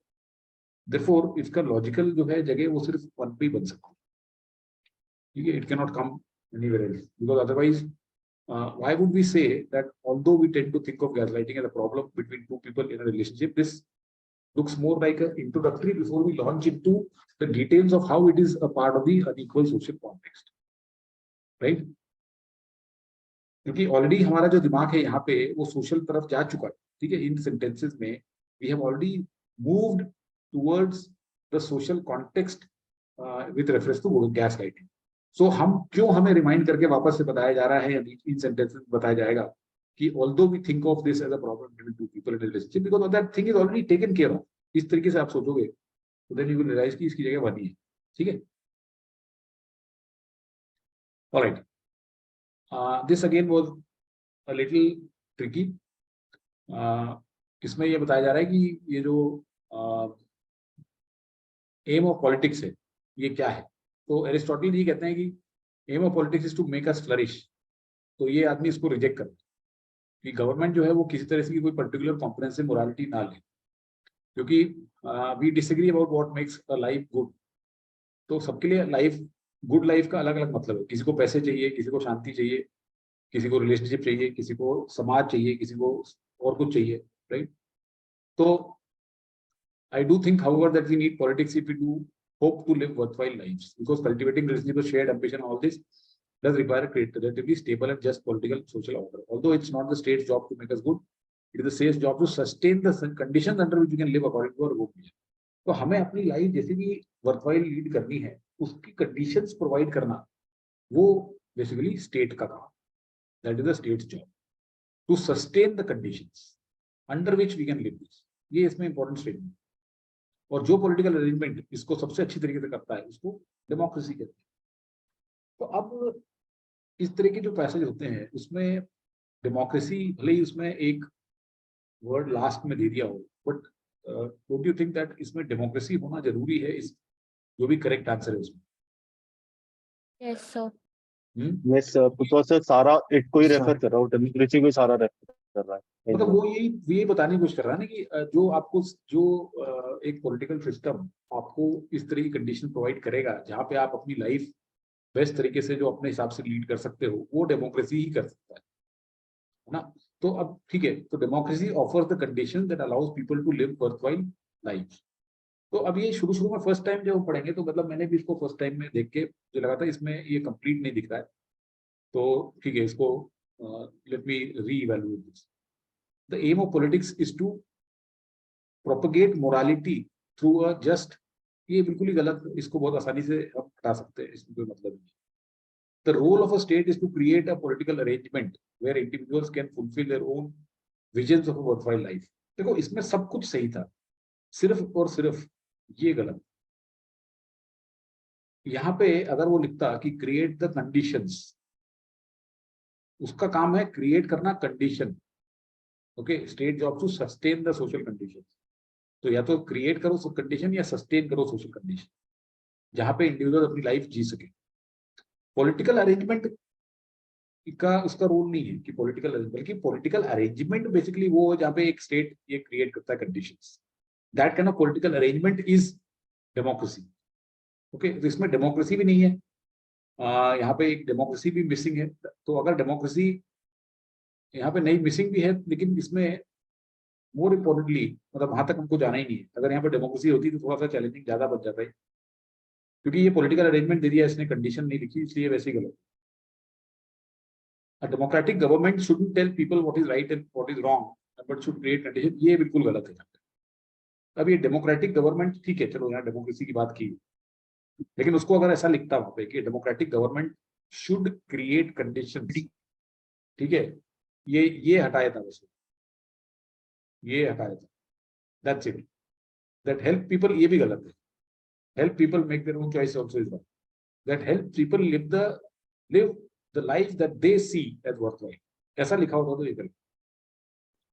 ठीक है, तो इसलिए इसमें बड़े सारे गड़बड़ थी, तो इसलिए डी को भी हटा दिया आपने और ए को रख लिया। सर एक बार सी बता दो प्लीज फिर से। नहीं, सी में मैंने ये बताया ना, यहाँ पे ये गलत है ना, political arrangement. The role of state is not to create a political arrangement, rather a political arrangement where the state provides these conditions so that people can live their lives in a worthwhile manner is democracy. Democracy is a political arrangement that provides conditions where individuals can live their full worthwhile lives. ये गलत बोल रहा है कि role of state is to create a political arrangement. अरे भाई, state जो होता है वही तो गवर्नमेंट, स्टेट का अपोजिट बोल दिया। हाँ, मतलब पॉलिटिकल अपोजिट बोल दिया, और दूसरा इसमें ये भी डेमोक्रेसी की बात भी नहीं करी, ये भी एक इशू है। Hello sir. सर वो Yes. फर्स्ट थोड़ा इनकम्प्लीट लग रहा था पहले। सर पॉलिटिकल अरेंजमेंट की जगह अगर सोशल अरेंजमेंट होता तो वो करेक्ट हो जाता क्या, सी ऑप्शन? यस, हो सकता है, यस, बट अगेन उसमें डेमोक्रेसी मेंशन नहीं। यू आर राइट, इसको अगर मैं सोशल अरेंजमेंट कर दूं या सोशल कंडीशन, ठीक है, तो ये राइट हो सकता है, लेकिन फिर उसके अंदर डेमोक्रेसी नहीं है तो फिर चैलेंजिंग हो जाता है। एक्चुअली वही ए और सी में ही कंफ्यूज था, बट वो मुझे ए टू स्पेसिफिक लगा, इसलिए मैंने सी मार्क कर दिया एंड ये में। हाँ, ये हमें एकदम मतलब डेमोक्रेसी ऑफर्स द कंडीशंस, ये एक बहुत अच्छा समरी नहीं है अगर आप मेरे से पूछो ना। एक्सट्रीम लगा वो। नहीं, एक्सट्रीम नहीं है, मतलब it is abrupt, it is not really giving the sense. देखो, समरी मतलब क्या होता है कि पूरा जो ये है इसका सेंस मुझे मिलना चाहिए। तो मैं ये कहने की कोशिश कर रहा हूँ कि जो एक ऐसा ऐसा ऐसा एक मतलब पॉलिटिक्स की बहुत जरूरत है लाइफ में। ऐसा नहीं है कि पॉलिटिक्स की जरूरत नहीं है, लेकिन पॉलिटिक्स की जरूरत इसलिए है ताकि हमें ऐसी कंडीशन मिले जो कि हमें अपनी वर्थवाइल लाइफ जो भी हम चाहते हैं वो फुलफिल हो सके उसमें। ये मतलब है। मतलब पॉलिटिक्स, आप बोलोगे यार पॉलिटिक्स या गवर्नमेंट का क्या रोल? कोई रोल नहीं है, बेकार है, तो गवर्नमेंट का कोई काम ही नहीं है, ऐसा नहीं है। गवर्नमेंट का काम ये है कि वो ऐसी कंडीशन आपको प्रोवाइड करे कि आप अपनी लाइफ जो चाहते हो वो फुलफिल।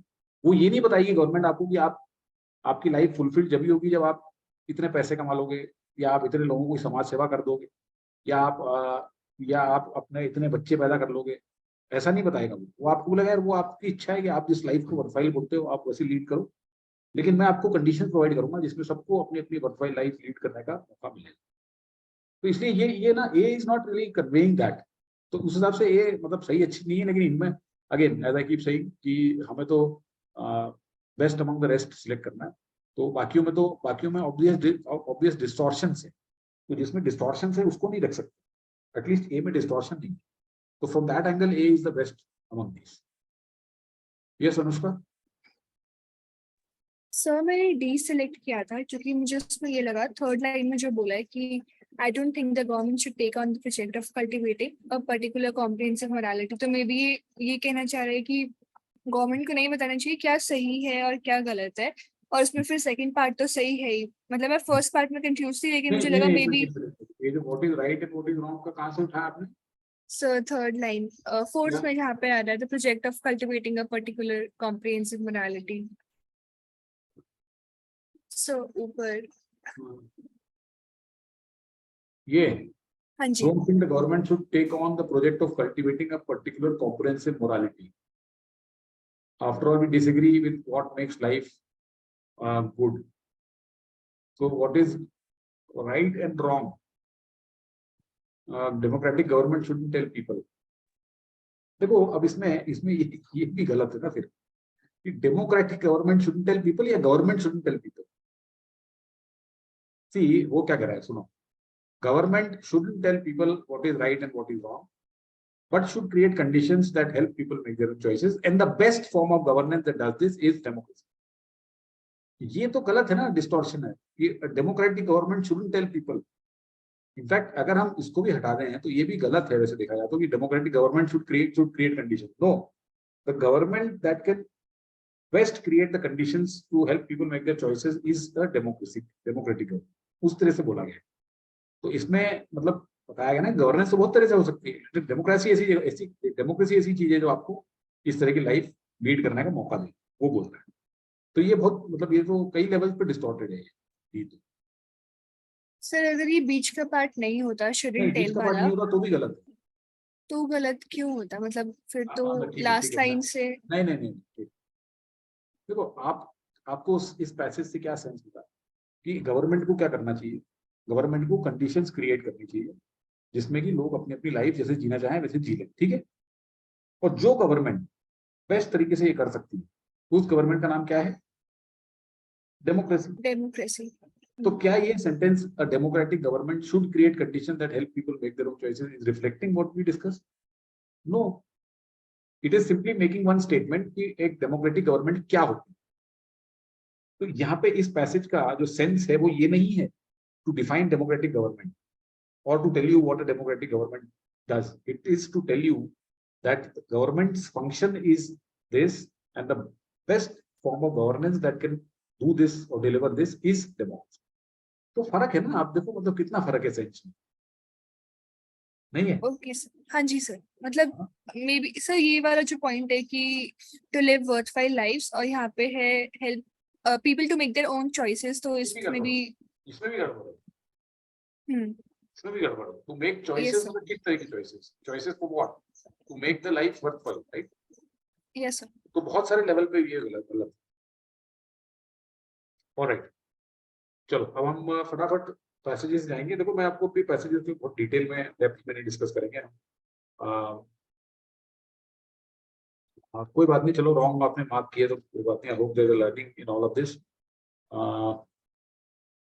ओके, अब मैं जब इसको now I'll tell you what my order was. So I read this. Scientists find it difficult to know which facts unless they have a framework or theory. This is unscientific. ठीक है, इसको शुरू में नहीं करूँगा। Third, yes, very easily. Third is a straightforward thing. Fourth, yes, sorry, second is a very easy thing.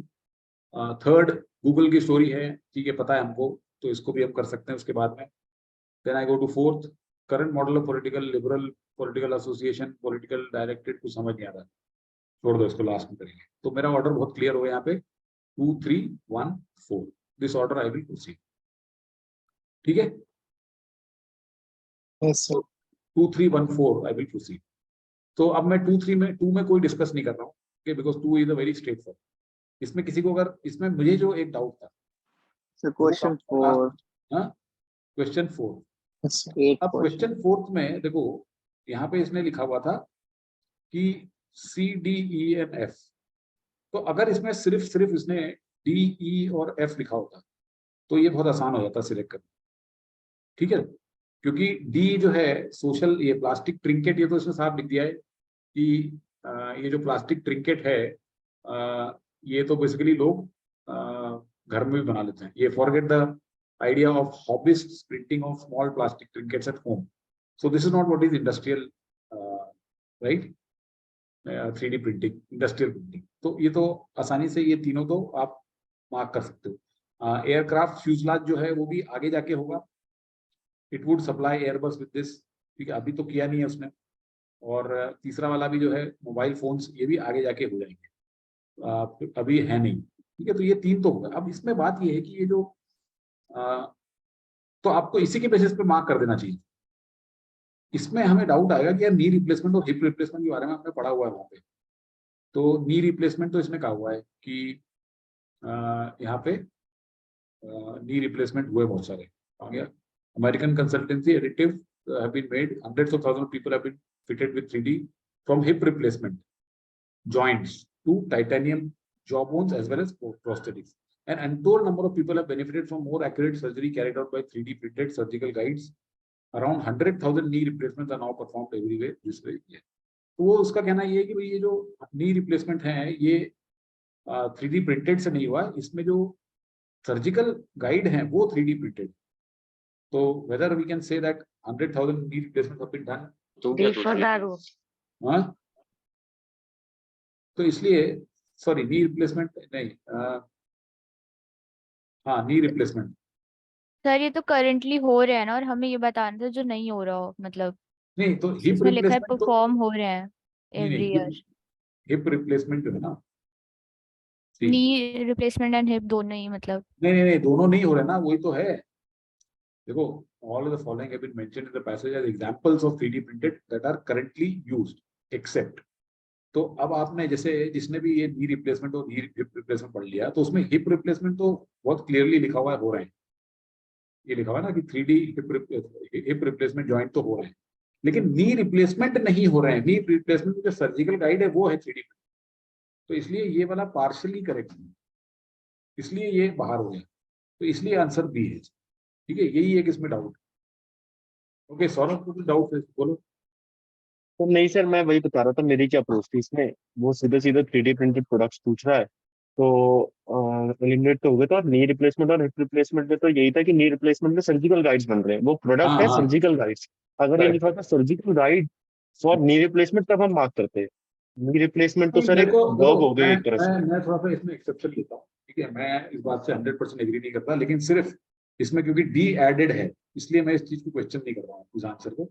Otherwise अगर खाली यहाँ पे सी और ई और एफ होता ना तो मैं उसमें सी को क्वेश्चन करता कि मैं देखो सर्जिकल गाइड जो है, ठीक है, मुझे क्या मालूम वो सर्जिकल गाइड हो सकता है नी रिप्लेसमेंट में जाके वो भी कहीं लग जाता हो गाइड, मुझे क्या पता। I am not a medical expert, I am not an orthopaedic surgeon. He is saying more accurate surgery carried out using 3D printed surgical guides. Around 100,000 knee replacements are now performed this way every year. So knee replacement में तो use हो रहा है यार this thing, मतलब मेरे हिसाब से examples of 3D printed industrial products. So knee replacement, yeah, knee replacement is it first of all a product? Knee replacement and hip replacement joints.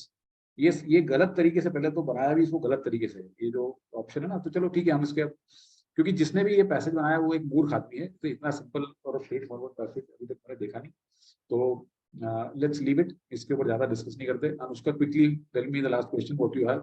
Sir can we also discuss question number 6? उसमें मुझे दो options में doubt हुआ था। इसमें क्यों doubt हुआ यार?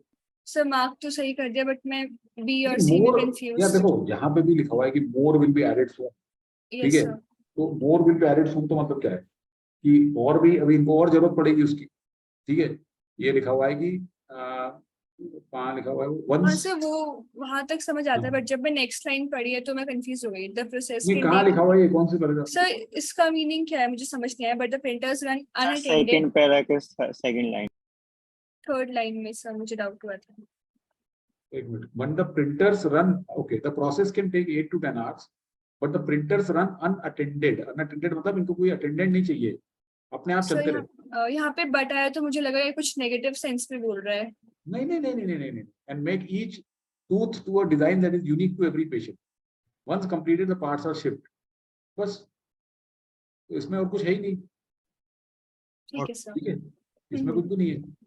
इसमें तो यही बोल रहा है ना कि अनअटेंडेड प्रिंटर चलते रहते हैं, प्रिंटर चल रहा है। हाँ सर, मैं नेगेटिव सेंस ले गई थी इसलिए कंफ्यूज हो गई। ठीक है, ऑलराइट, चलो अब हम इसे गूगल वाली कहानी पढ़ते हैं। देखो गूगल वाली कहानी में सिर्फ पूरे पैसेज में सिर्फ और सिर्फ एक ही बात बताई है उसने, और कुछ नहीं किया। उसने ये कहने की कोशिश की है कि किसी भी कंपनी या किसी भी इंसान की सक्सेस स्टोरी में लक का बहुत बड़ा हाथ होता है, और जब हम एक नैरेटिव बनाते हैं तो उसमें कहीं भी लक फीचर नहीं करता है, क्योंकि वी ऑलवेज फाइंड, और कभी भी हम अगर किसी की भी स्टोरी देखें तो वो स्टोरी में हमें ऐसा लगता है कि यार ये तो बड़े स्मार्ट थे, इन्हें पता है क्या करना है, इन्होंने उस तरह के स्टेप बाय स्टेप लेते चले गए और ये यहाँ से यहाँ पहुंच गए। ठीक है, they had a very carefully chopped out plan, they were able to execute it well. यहाँ पहुंच के ये एक्सप्लेन जब हम करते हैं तो इसमें किस किस मोड पे क्या क्या हो सकता था वो हम बताते नहीं है यहाँ पे, और वो पता भी नहीं होता किसी। तो किसी भी चीज की सक्सेस में हम लक को अंडर प्ले करते हैं, लक की वैल्यू। ठीक है, तो यही बता रहा है कि, और ये जो इसमें पहले पैराग्राफ इसने बताया कि ये जो एक लकी इंसिडेंट है, ठीक है, इसके कारण जो बाकी multitude of ways in which luck affected the outcome we underestimated. तो गूगल की पूरी स्टोरी में जो लक का फैक्टर है वो लक का फैक्टर अंडर प्ले किया है, और फिर उसके बाद में उसने इसको जनरलाइज कर दिया है कि आपके पास जितनी कम इंफॉर्मेशन होती है आप उससे ही मोस्ट कोहेरेंट स्टोरी बना लेते हैं। क्योंकि when you have a fewer pieces to fit into a puzzle you are able to get a very coherent story. तो यहीं पे बताने की कोशिश की, और हम जो हमें नहीं पता है इसको हम इग्नोर करते थे, and we don't even look at that कि हमें ये नहीं पता। हमें जो चार पीसेस पता है उसी के बेसिस पे हम पूरी स्टोरी बना लेते हैं। तो वी डोंट नो कि उसके साथ में क्या हो सकता था। जैसे आज सचिन तेंदुलकर के बारे में या कोई भी एक स्टार है, उसके बारे में अगर जो चीजें हमें पता है बस हम वो 4 चीजें जोड़ के और उसकी सक्सेस स्टोरी रिक्रिएट कर लेते हैं. We ignore the various incidents or various let's say junctures where luck would have played part in his life. कि उसकी जगह कोई और को ले जाते तो क्या होता, उसको अगर ये नहीं कर रहा होता उस टाइम पे सही जगह पे सही टाइम पे नहीं होता तो क्या होता, उसने अगर कुछ और चूज कर लिया हो तो क्या होता. तो बहुत सारे ऐसे थिंग होती है जो कुड हैव गॉन. जैसे यहाँ से एक रास्ते से चले तो ये रास्ता था, यहाँ जा सकता था, वो नहीं गया, वो यही गया. ठीक है, फिर यहाँ पे भी वो यहाँ जा सकता, यहाँ पे फिर अगले पे फिर एक वो यहाँ जा सकता था, वो यहाँ नहीं गया, वो यही चलता है. फिर यहाँ से वो कहीं और जा सकता है. ऐसे बहुत सारी चीजें हो सकती थी. तो जब हम यहाँ से यहाँ एक्सप्लेन करते हैं तो we don't have in our mind all of this. ये सब चीजें हम इग्नोर करते हैं, हम सिर्फ यहाँ से यहाँ तक की स्टोरी क्रिएट कर देते हैं. That is what is being trying to convey here. तो अब हम इसका ये देखते हैं, क्वेश्चन देखते हैं. The author mentions the single lucky incident to demonstrate. तो अब इसमें सीधे फर्स्ट पैरा पे चले जाते हैं.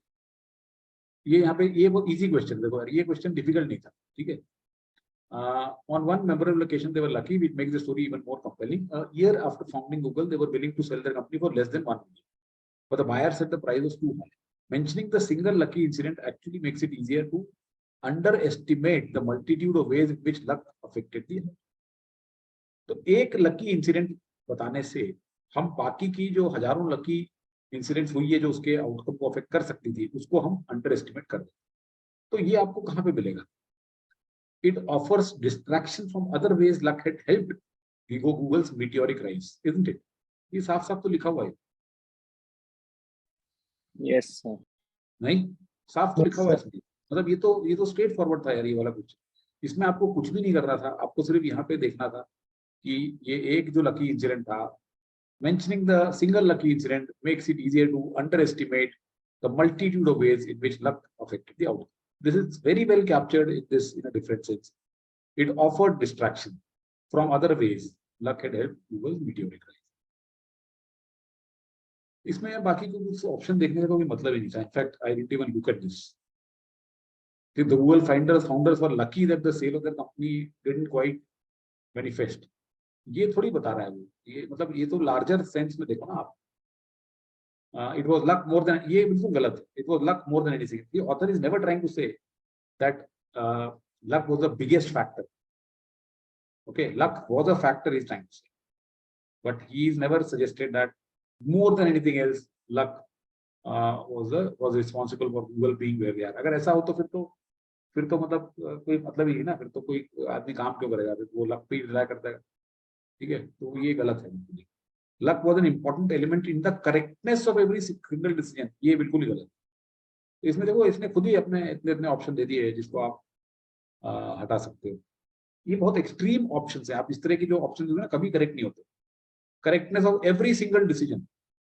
यार आज की तारीख में दुनिया में कोई ऐसा आदमी नहीं है, ठीक है, चाहे वो विजार्ड हो अपनी अपनी फील्ड का, कि जो कहे कि मैंने जो भी डिसीजन लिए हैं each and every single decision was correct. ये मतलब this is ridiculous. Even thinking that one could be one every decision can be correct. ठीक है, तो ये तो यहीं पे एक गलत बता रखा है उसने.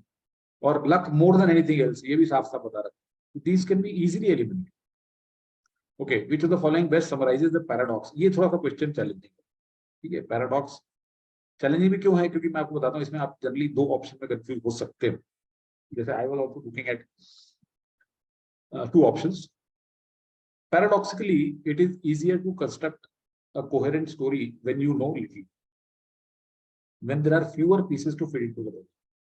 Our comforting conviction that the world makes sense rests on a secure foundation, our almost unlimited ability to ignore our ignorance. अब यहाँ पे देखते हैं. People make decisions with limited information they have, as it is all the information they need to make those decisions. तो इसमें कौन सा paradox आ गया? ये तो इजीली एलिमिनेट कर सकते. इसमें कोई पैराडॉक्स नहीं है. अगर मेरे पास जितनी इंफॉर्मेशन है, ठीक है, और मैं उसी इंफॉर्मेशन से डिसीजन ले रहा हूँ, तो इसमें कोई पैराडॉक्स दिख नहीं रहा. It is easier to ignore our ignorance when there is limited information available. अब ये मुझे लगा कि हो सकता है. आप लोगों को लगा था क्या? I marked Yes, this sir. one. Yes बानी। सर आप एक बार जो पैरा में लाइन लिखी हुई है वो समझा दोगे, बिकॉज मुझे पैरा की लाइन ही नहीं समझ आई तो क्वेश्चन भी नहीं हुआ। All at work here is that powerful W, इसका मतलब क्या है? Does anyone know?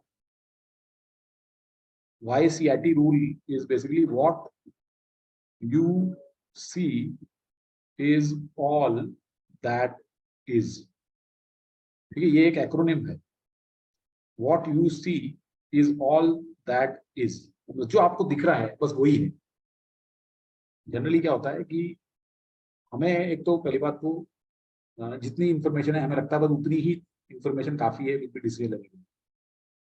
तो ये एक पावरफुल रूल है क्या, you can not help dealing with limited information you have as if it were all there is to know. तो आप जो भी लिमिटेड इंफॉर्मेशन है उसको आप जैसे कि उतनी ही काफी है, ठीक है, और तो कोई जरूरत ही नहीं। जैसे सपोज करो कि आप कुछ भी चीज खरीदने की सोच रहे हो, एक गाड़ी खरीदने की सोच रहे हो, या एक घर खरीदने की सोच रहे हो, या कोई एग्जाम देने की सोच रहे हो, कुछ करियर की बात कर रहे हो, कुछ करियर चूज करने की सोच रहे हो, तब आपके पास में कुछ इन्फॉर्मेशन है, ठीक है। Obviously now whatever that information is, आप तो उसी के बेसिस पे डिसीजन लोगे ना। अब आपने सपोज करो कुछ सर्वे कर रखा है, मतलब कुछ लोगों से बात कर रखी है, 10 लोगों से। कोई दूसरा आदमी हो सकता है जिसने 100 लोगों से बात कर रखी है, 200 लोगों से बात कर रखी है, वो जाके एक एक इंस्टीट्यूट के कैंपस में घूम के आया हो, वो एक एक जो टारगेट यूनिवर्सिटी है उसके फैकल्टी से मिल के आया हो, वहाँ पे उसके स्टूडेंट से मिल के आया हो। तो लेकिन आपने अगर इतना नहीं किया है तो आपने जितनी इन्फॉर्मेशन किया आपको लगता है कि उतनी काफी है। तो what you see is all that is, जो आपको दिख रहा है उतना ही काफी है। लेकिन अगर हम इसके तह में जाने को रहे किसी की भी चीज के, तो हम we can get down deeper and deeper into anything as much as we want, अगर चाहे तो। But obviously everything has to be as a trade off ना। हर आदमी का एक अलग अलग मोटिवेशन लेवल होता है, हर आदमी का अलग अलग तरीका सोचने का होता है। कुछ लोग चांस पे भी कई बार छोड़ देते हैं कि चलो यार हमें तो इतना पता है इसके बारे में, तो बस इतने पे लगाए थे, दांव देखी जाएगी। तो आप लिमिटेड इंफॉर्मेशन से ही डील करते हो as if it is all there to know. You build the best possible story from the information available to you, and if it is a good story you believe. तो अगर एक story ठीक ठाक से निकल आती है तो आप उसको बिलीव कर लेते हो, जो भी limited information. Paradoxically it is easier to construct a coherent story when you know little. अब देखो ये वही बात है कि अगर आपको कम पता है ना तो आप स्टोरी बना लोगे, ठीक है यार। लेकिन जितना ज्यादा आप उसमें इंफॉर्मेशन, कई बार जैसे कहते हैं ना पैरालिसिस बाय एनालिसिस, कॉर्पोरेट में जो लोग काम कर चुके हैं उन्हें पता होगा ये टर्म, पैरालिसिस बाय एनालिसिस। मतलब इतना ज्यादा एनालिसिस कर लेते हैं कुछ लोग, ठीक है, इतना ज्यादा एनालिसिस कर लेते हैं कि पैरालिसिस हो जाता है। तो कई बार ये एक पैराडॉक्स बता रहा है कि कम इंफॉर्मेशन होने से आप एक बढ़िया स्टोरी बना देते हैं, और ज्यादा इंफॉर्मेशन होगी तो आप ज्यादा कंफ्यूज हो जाएंगे। तो this is the paradox, it is easier to understand a coherent story when you know it. लेकिन इसमें यहाँ पे ये भी लिखा हुआ है on our unlimited ability to ignore our ignorance. तो मुझे इसमें पहले शुरू में ये लगा था कि it is easier to ignore our ignorance when there is little information available. तो जनरली लिटिल इन्फॉर्मेशन अवेलेबल है तो हमें अपनी इग्नोरेंस को इग्नोर करना मुश्किल होना चाहिए। हमें सोचना चाहिए कि यार हमें तो कुछ पता ही नहीं है, then we should be more conscious of it, right. तो इसलिए मुझे लगा कि ये पैराडॉक्स है कि तो इसलिए मैंने इसको शॉर्टलिस्ट किया। Then I looked at next one, coherence is more easily achieved with limited information. ये स्ट्रेट यहाँ दिया हुआ है, ये यहाँ पे दे दिया उसने। Paradoxically it is easier to construct a coherent story when you know it. तो coherence is more easily achieved with limited information, तो ये भी ठीक लग रहा है। ये तो गलत है, ये लिटरली ले लिया था, fewer the pieces in a puzzle the easier it is to put together. ये गलत है, ऐसा नहीं बोल रहा है कि easier it is to put it together.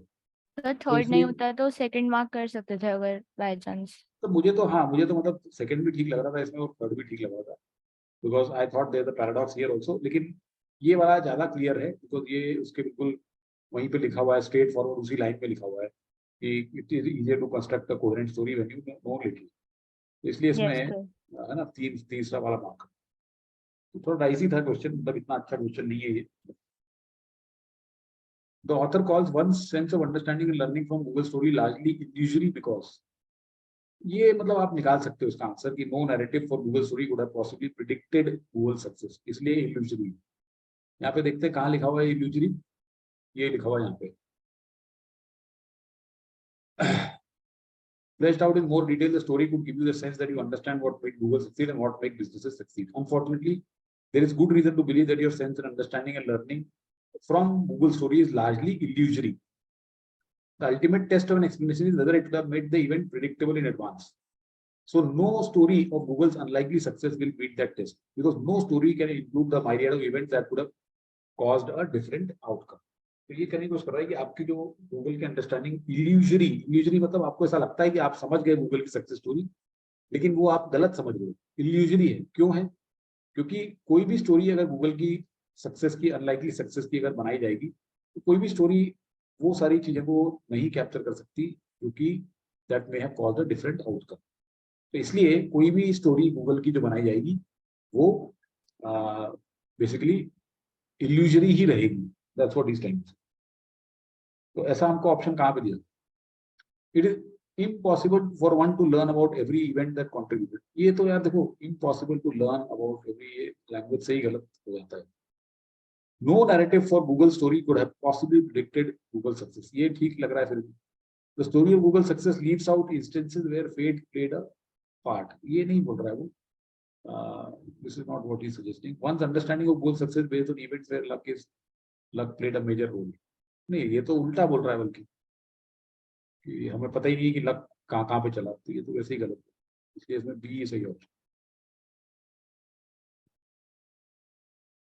Doubt sir मैंने डी मार्क किया वो लास्ट पैराग्राफ पढ़ के कि जो अपनी मेजर अंडरस्टैंडिंग है वो कुछ सिलेक्टिव इवेंट्स के ऊपर ही होती है, मतलब जो स्टोरी पढ़ के, तो इसलिए मैंने डी मार्क किया।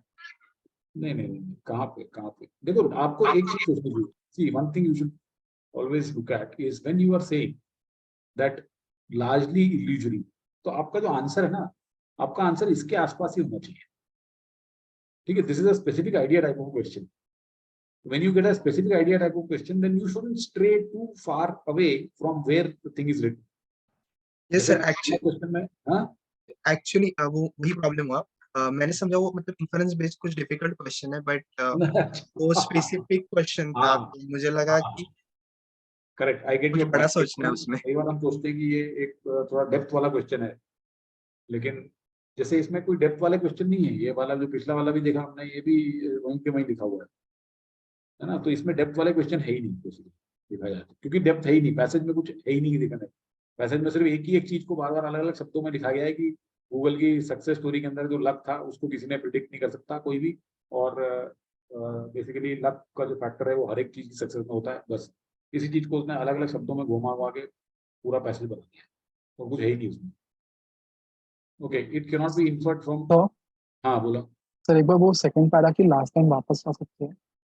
सेकंड पैरा की लास्ट लाइन, वो मिराड ऑफ इवेंट्स वाला, वो थोड़ा कंफ्यूजिंग। नहीं, वो ये कह रहा है कि भाई गूगल की स्टोरी की कोई भी आप अगर स्टोरी, गूगल की सक्सेस की कोई भी स्टोरी बनाओगे तो क्या वो इस टेस्ट को मीट करेगी कि whether it would have made the event predictable in advance, कि क्या हम बता सकते हैं कि जो आगे आने वाली इवेंट है वो प्रेडिक्टेबल। अगर कोई इस टेस्ट को मीट नहीं करती, ठीक है, कोई भी, तो no story can include the myriad of event that would have caused a different outcome. मतलब बेसिकली गूगल की सक्सेस स्टोरी इल्यूजरी इसलिए है कि कोई भी तरह से उसका नैरेटिव बनाएंगे तो उसमें हम वो सब इवेंट प्रेडिक्ट ही नहीं कर सकते, कि जो कि डिफरेंट इवेंट, मतलब बता ही नहीं सकते कि कौन सी इवेंट है जो डिफरेंट आउटकम कॉज कर सकती है। नो नैरेटिव कैन कैप्चर, जैसे ये लिखा ना, no narrative can could have possibly predicted Google success. Yes.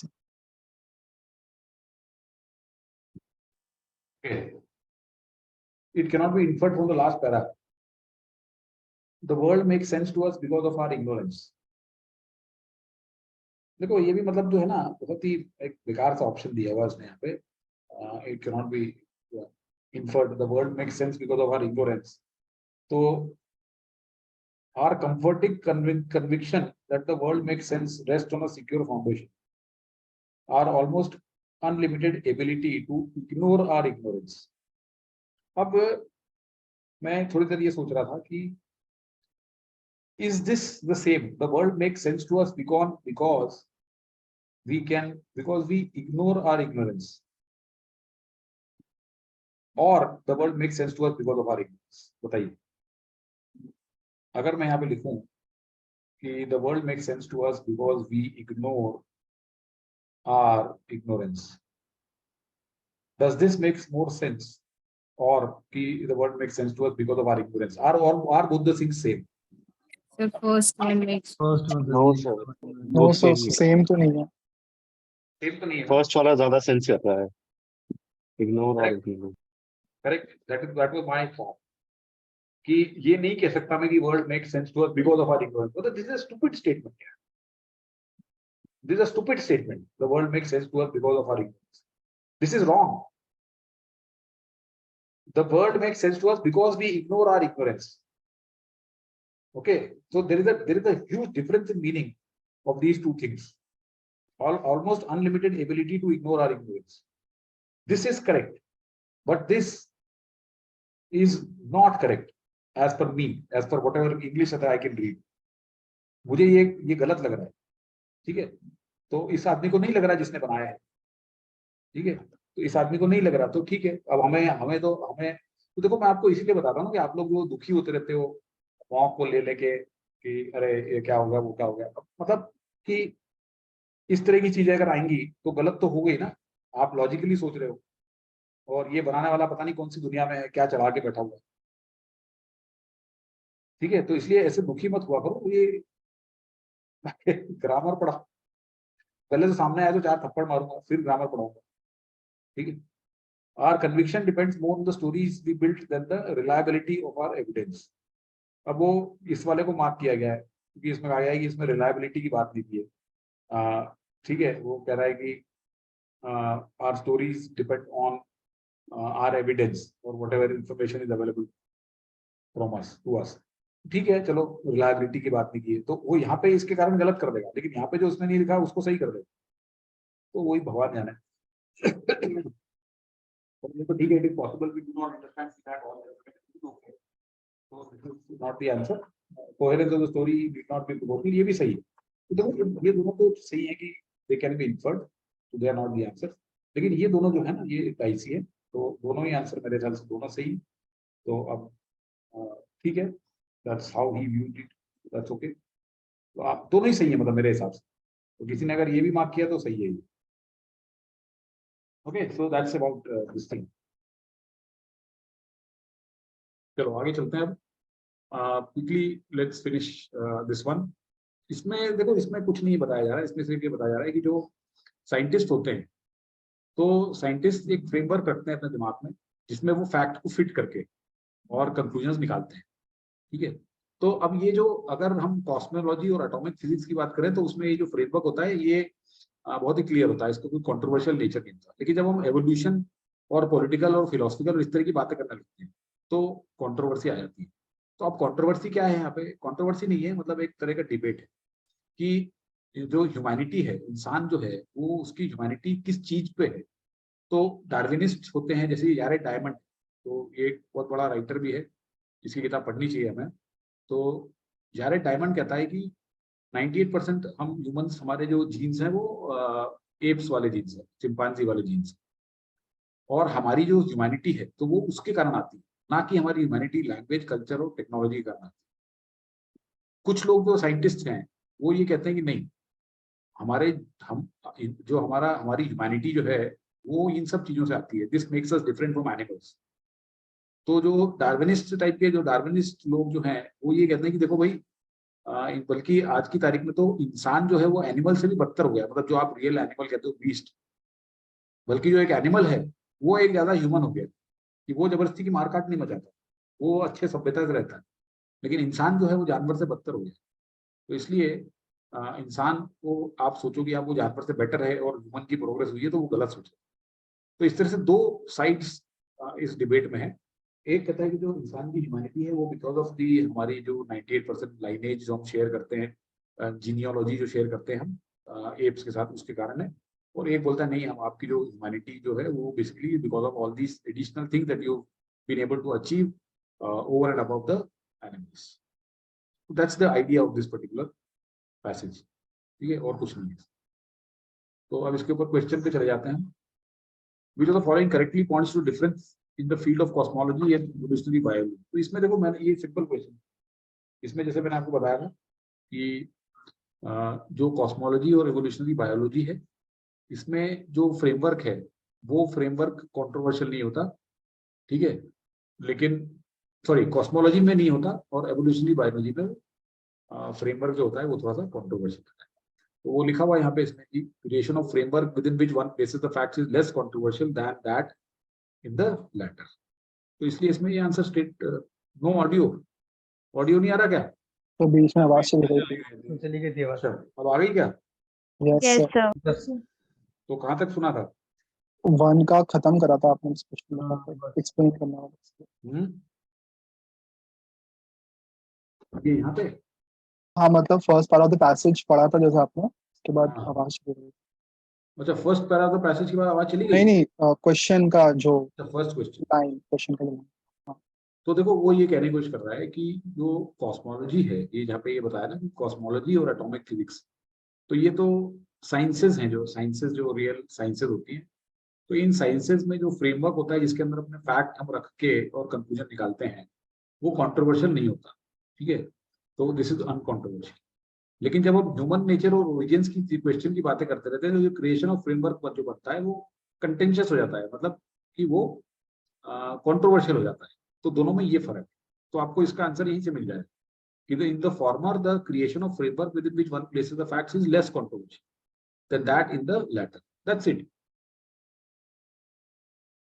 Right? Yes sir. Yes sir. Yes, sir. अब देखो ये बहुत आसान क्वेश्चन था। What is the style of the passage? क्यों आसान था?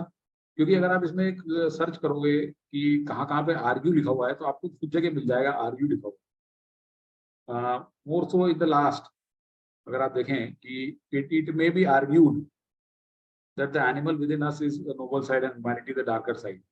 और भी जगह आपको इसमें 3-4 जगह पे आर्ग्यू आर्ग्यू मैंने कहाँ देखा था, 3-4 जगह मुझे इसमें आर्ग्यू दिख गया। तो फिर उसके बाद में ये देखो, one could argue we are little more than others, ठीक है।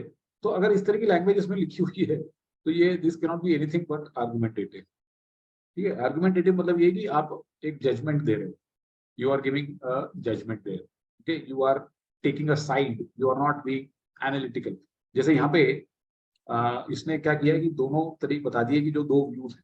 फिर उसके बाद एंड में इसने क्या कह दिया, एंड में इसने कह दिया कि the almost boundless capacity of humans to do damage to each other has in the 20th century rather dented human self esteem. Apes have become more angelic, मतलब बंदर लोग जो हमारे से ज्यादा एंजल बन गए हैं, और at least their human representatives more apish. Originally humans were thought to be advance form of life and other animals the more primitive. Now it may be argued that animal within us is the noble side and humanity the darker side, a complete reversal of origin Victorian image. So this is given the judgment given by the author. Therefore, this is an argumentative passage. Yes, Nandini. Sir, I just wanted to ask that what type of a passage, like a narrative passage, what would that look like? Narrative passage will be just a story. That's it. So you would hardly find a narrative passage. Narration is just a story. Okay, it's no views. There is no great detail. जैसे एक news report आ गई ना कि आज एक ये वाली train का इस ट्रेन से एक्सीडेंट हो गया, यहाँ पे इसमें इतने लोग मारे गए, ये बताया जा रहा है कि ये एक सिग्नल के फॉल्ट से हुआ और घायलों को ले जाया गया। उसके बाद वहां पे मिनिस्टर आ गए, उन्होंने घायलों को इतने लाख और मरने वालों को इतने की घोषणा की।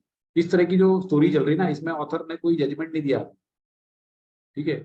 तो इस तरह की स्टोरी जो न्यूज़पेपर रिपोर्ट में आती है, ओपिनियन पीसेस नहीं, एडिटोरियल पीसेस नहीं, लेकिन जो सिंपली रिपोर्टिंग द स्टोरी, ठीक है। Where he saying even if he says that वहां के खड़े लोगों ने हमें ये बताया कि इधर से ट्रेन तेजी से चली आ रही थी, एक तीसरी वहां खड़ी हुई थी, एक उधर से एक और आ गई, तो ये सब चीजें नैरेटिव में।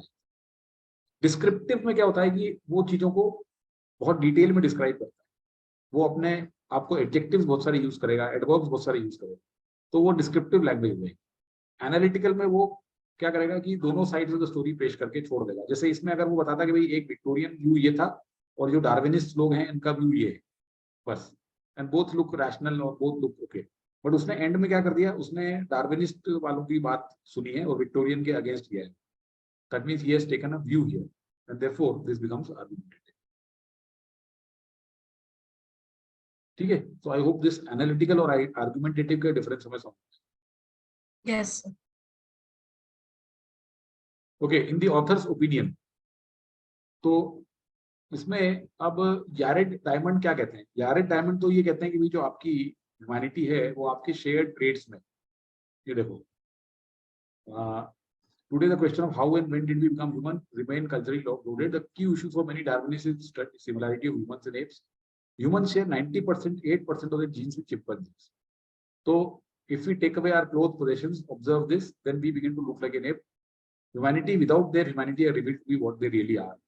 Argument is what we really are. The essence of humanity has little to do with conventional indices of humanness, language, culture, technology, and so on.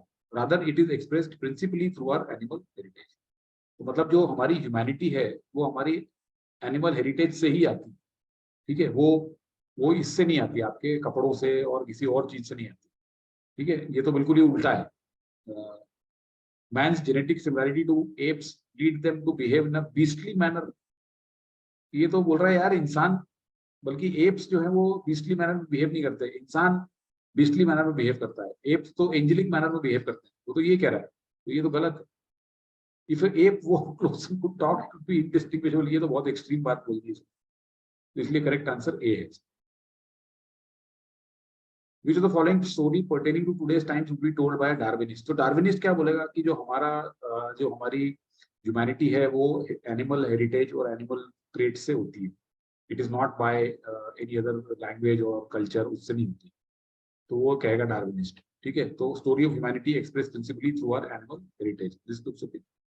इसमें आप ये सोच सकते हो story of descent of a man is okay, यहाँ तक ठीक है, लेकिन असेंट ऑफ ह्यूमैनिटी कहाँ हो रही है? बल्कि ह्यूमैनिटी तो गिरती जा रही है, तो इसलिए ए ही करेक्ट है। ओके सर थर्ड क्वेश्चन में बी क्यों नहीं हो सकता? थर्ड क्वेश्चन में B part.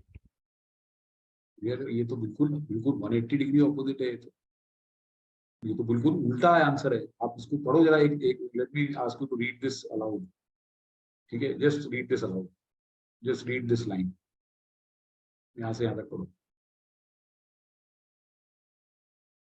Okay sir, got it. Little to do, I missed वो लिटिल टू डू हाँ, little to do is nothing to do. Yes sir. Essence of humanity has nothing to do with conventional indices of humanness, language, culture, technology, and so on, right? Yes sir, got it. तो sir हाँ, देखो fourth का B भी लगा देना, fourth का second option. Tale of fall of man into बीस्टलीनेस।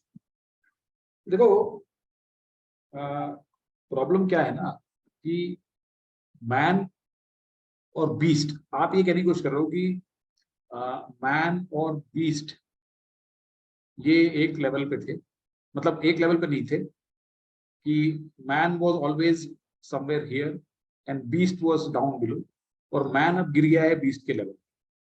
वो थोड़ी बोल रहा है यार, डार्विनिस्ट तो बोल रहा था कि भाई मैन और बीस्ट एक लेवल पे है, बल्कि मैन नीचे गिर गया बीस्ट से। बीस्ट जो है आज ज्यादा एंजेलिक हो चला है। ये देखो आप, ये क्या लिखा है इसमें, apes have become more angelic, angels, and at least their human representative. Originally, humans were thought to be advanced form of life, and other animals were more primitive. Now it may be argued that the animal within us is noble side and humanity the darker side. तो उसमें ये नहीं बोल रहा है कि इंसान बीस्टलीनेस को इसमें नेगेटिव तरीके से बताया गया। तो इंसान जो है वो बीस्ट बन गया है, मतलब जानवर बन गया है। जानवर बन गया नहीं, वो डार्विनिस्ट कहेंगे वो तो जानवर ही है। इंसान की ह्यूमैनिटी जानवर बनने से आती है। Yes Shubhangi. So I marked B because I thought that this is in reference to today's time, and A is something that happened, like that was something that was thought before. So I thought B is more perfect. क्यों डार्विनिस्ट क्या बोलेगा? तो ये कहने की कोशिश कर रहा है कि डार्विनिस्ट का जो व्यू है वो तो आज का ही व्यू है ना। ये सारे डायमंड और ये सब डार्विनिस्ट जो है, ये तो करंट बात हो रही है, पुराना पैसेज थोड़ी है। मतलब सी So where exactly did we pick A from? Victorian जो है ना, विक्टोरियन व्यू अलग था, ये पुराना व्यू है। विक्टोरियन व्यू पुराना व्यू।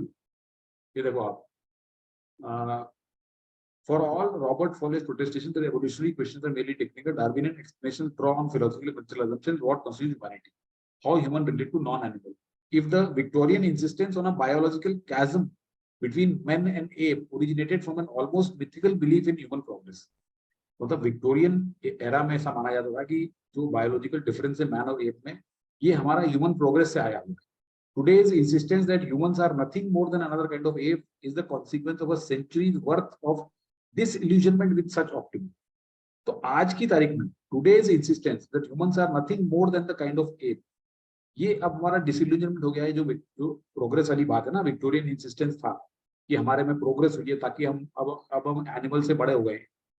वो कह रहा है कि ऐसा नहीं है, मैन और एप सेम ही है, और हमारा ये जो प्रोग्रेस वाला जो है इससे डिसिल्यूजनमेंट हो गया. That's what he's trying to say. Okay, sir. तो जो I करंट वाला जो है, read only the last passage. हाँ, I read only the last passage in which they've talked about hmm, they've become primitive and within us is a noble side. So नहीं नहीं that नहीं. is why. Okay, makes sense. बीच देखो यहाँ पे आप एक इसका जो टोन समझो ना, आप इसका टोन समझो. The tale of fall of man back into beastliness. तो डार्विनियन जो है वो कभी मानता भी नहीं था कि इंसान डिफरेंट हो गया है एनिमल से, और it has reason above animal level. वो नहीं मानता था, है ना, वो नहीं Okay, मानता. sir. वो विक्टोरियन इंसिस्टेंस. ठीक है, Understood. Yes, sir. चलिए आगे चलते हैं. एक सेकंड. अब हम बात करते हैं लास्ट पैराग्राफ की. देखो लास्ट पैसेज में आपको समझाऊंगा नहीं, क्योंकि मुझे भी आधा से समझ में आया, आधा समझ नहीं आया.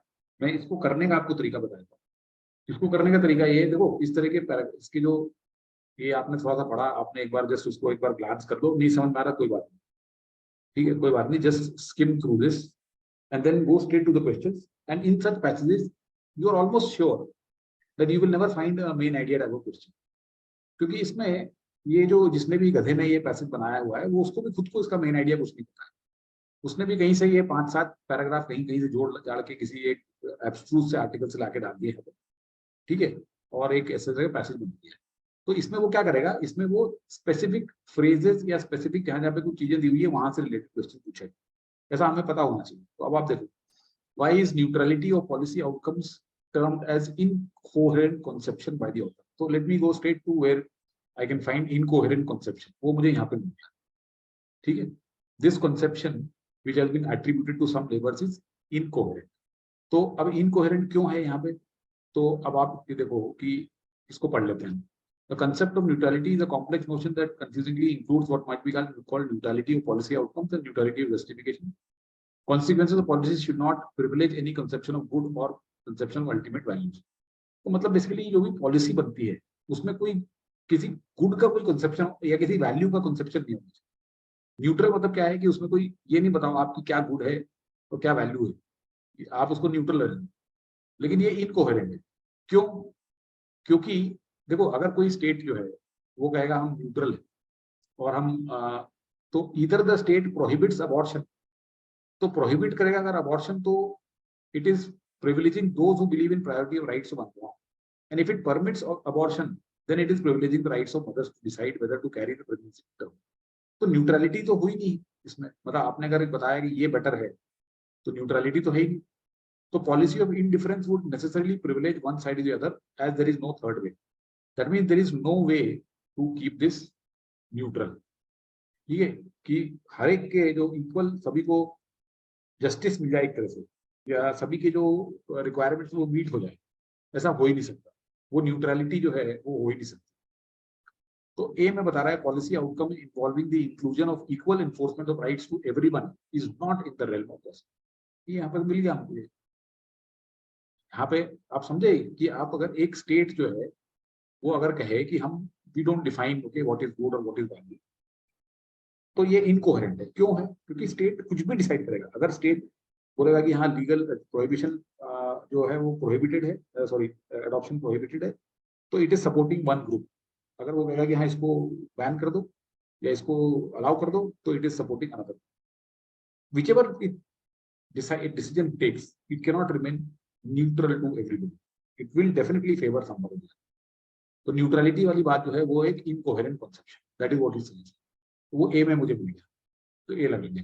बाकी मुझे को देखने की जरूरत नहीं है. सर सी बता दोगे एक बार? Ideologically it is feasible but irrational. Feasible कैसे लगा आपको, ये बताओ. फिजिबल कहाँ लगा आपको इसमें? इस वाले पैराग्राफ में देखो, आपको मैंने फिर बताया स्पेसिफिक आइडिया क्वेश्चन में आपको दूर नहीं जाना है, दूर नहीं भटकना है आपको, जहां पे दिया हुआ है आपको उसके आसपास ही आंसर मिलेगा। तो इसका आंसर आपको यहाँ पे थर्ड और फोर्थ पैराग्राफ पे फिफ्थ में नहीं ढूंढना है, आपको यहीं पे ढूंढना है इसका। तो यहाँ पे आप मुझे बताओ कि कहाँ पे दिया हुआ है कि इट इज फिजिबल। मैंने पूरे पैसेज को लेके सोचा था इसको। इस पैराग्राफ को देख के फिजिबल कहाँ लग रहा है? ये तो साफ साफ बोल रहा है यार कि अगर आपने either the state prohibits abortion privileging A group or it permits abortion privileging B group. A policy of indifference would necessarily privilege one side or the other, as there is no third way. So feasible वाली तो बात है ही नहीं है, तो आपका ये यहाँ पे ही फेल हो गया। हाँ जी, गॉट है ना? ठीक है। Why not D? A policy aimed at neutral outcome can only privilege tolerate liberals. अच्छा, आप मुझे एक बार बताओ भाई कि यहाँ पे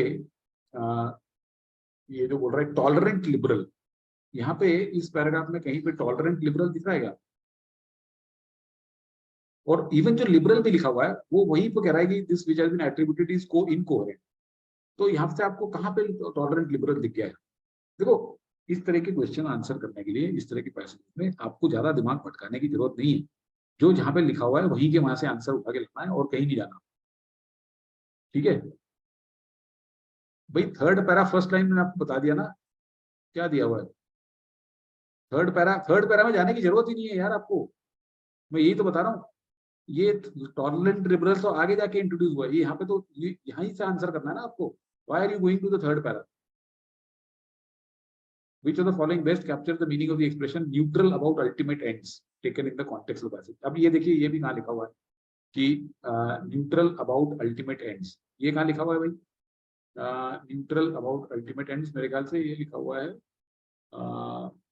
फर्स्ट में लिखा हुआ था शायद कहीं। ये लिखा हुआ न्यूट्रल अबाउट। अब देखो, ये यहाँ पे लिखा हुआ है तो आपको यहीं पे अपना आंसर ढूंढना है। ये नहीं है कि ये यहाँ पे लिखा हुआ और अपना आंसर आप लास्ट पैराग्राफ में ढूंढ रहे हो, तो वो दैट इज रिडिकुलस। ओके, तो आप बता दो मेरे को इसमें कि कहाँ पे है भाई। देखो, मैं यही बता रहा हूँ आपको शुभम कि इस टाइप के पैसेज में don't try to make connection between different paragraphs, you will get lost. That is why just look at these questions, go to the place where they are written and find the answer. अब ये देखो कितना easy है। Which of the following best captures the meaning of expression neutral about ultimate ends? ये देखो, it is often described as neutral about ultimate ends. The neutral state does not presuppose any basic values or conception of good.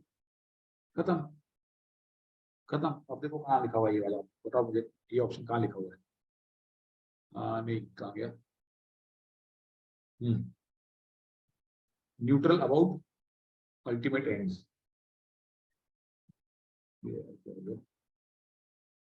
एक second,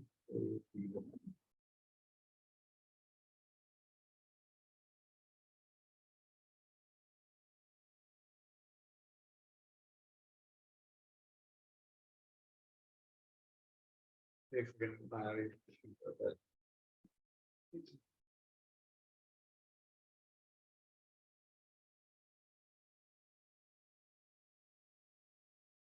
और ये थोड़ा pen की दिक्कत ही दे रहा है यार, दूसरा रहना पड़ेगा इसको।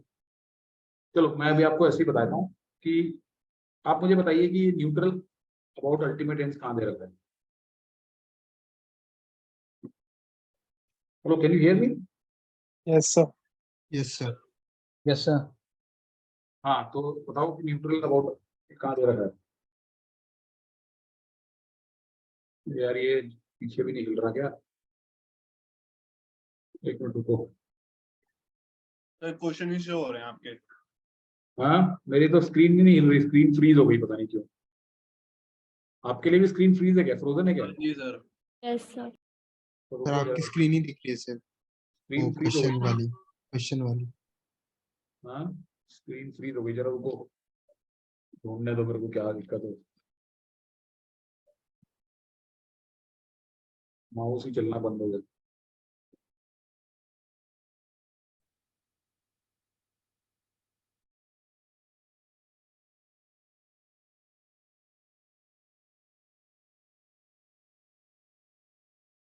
हाँ, अभी चल रही है शायद, अभी भी नहीं चल रही।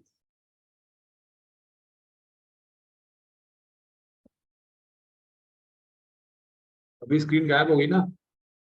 हाँ जी सर। Yes sir. हाँ ठीक है, just hang on.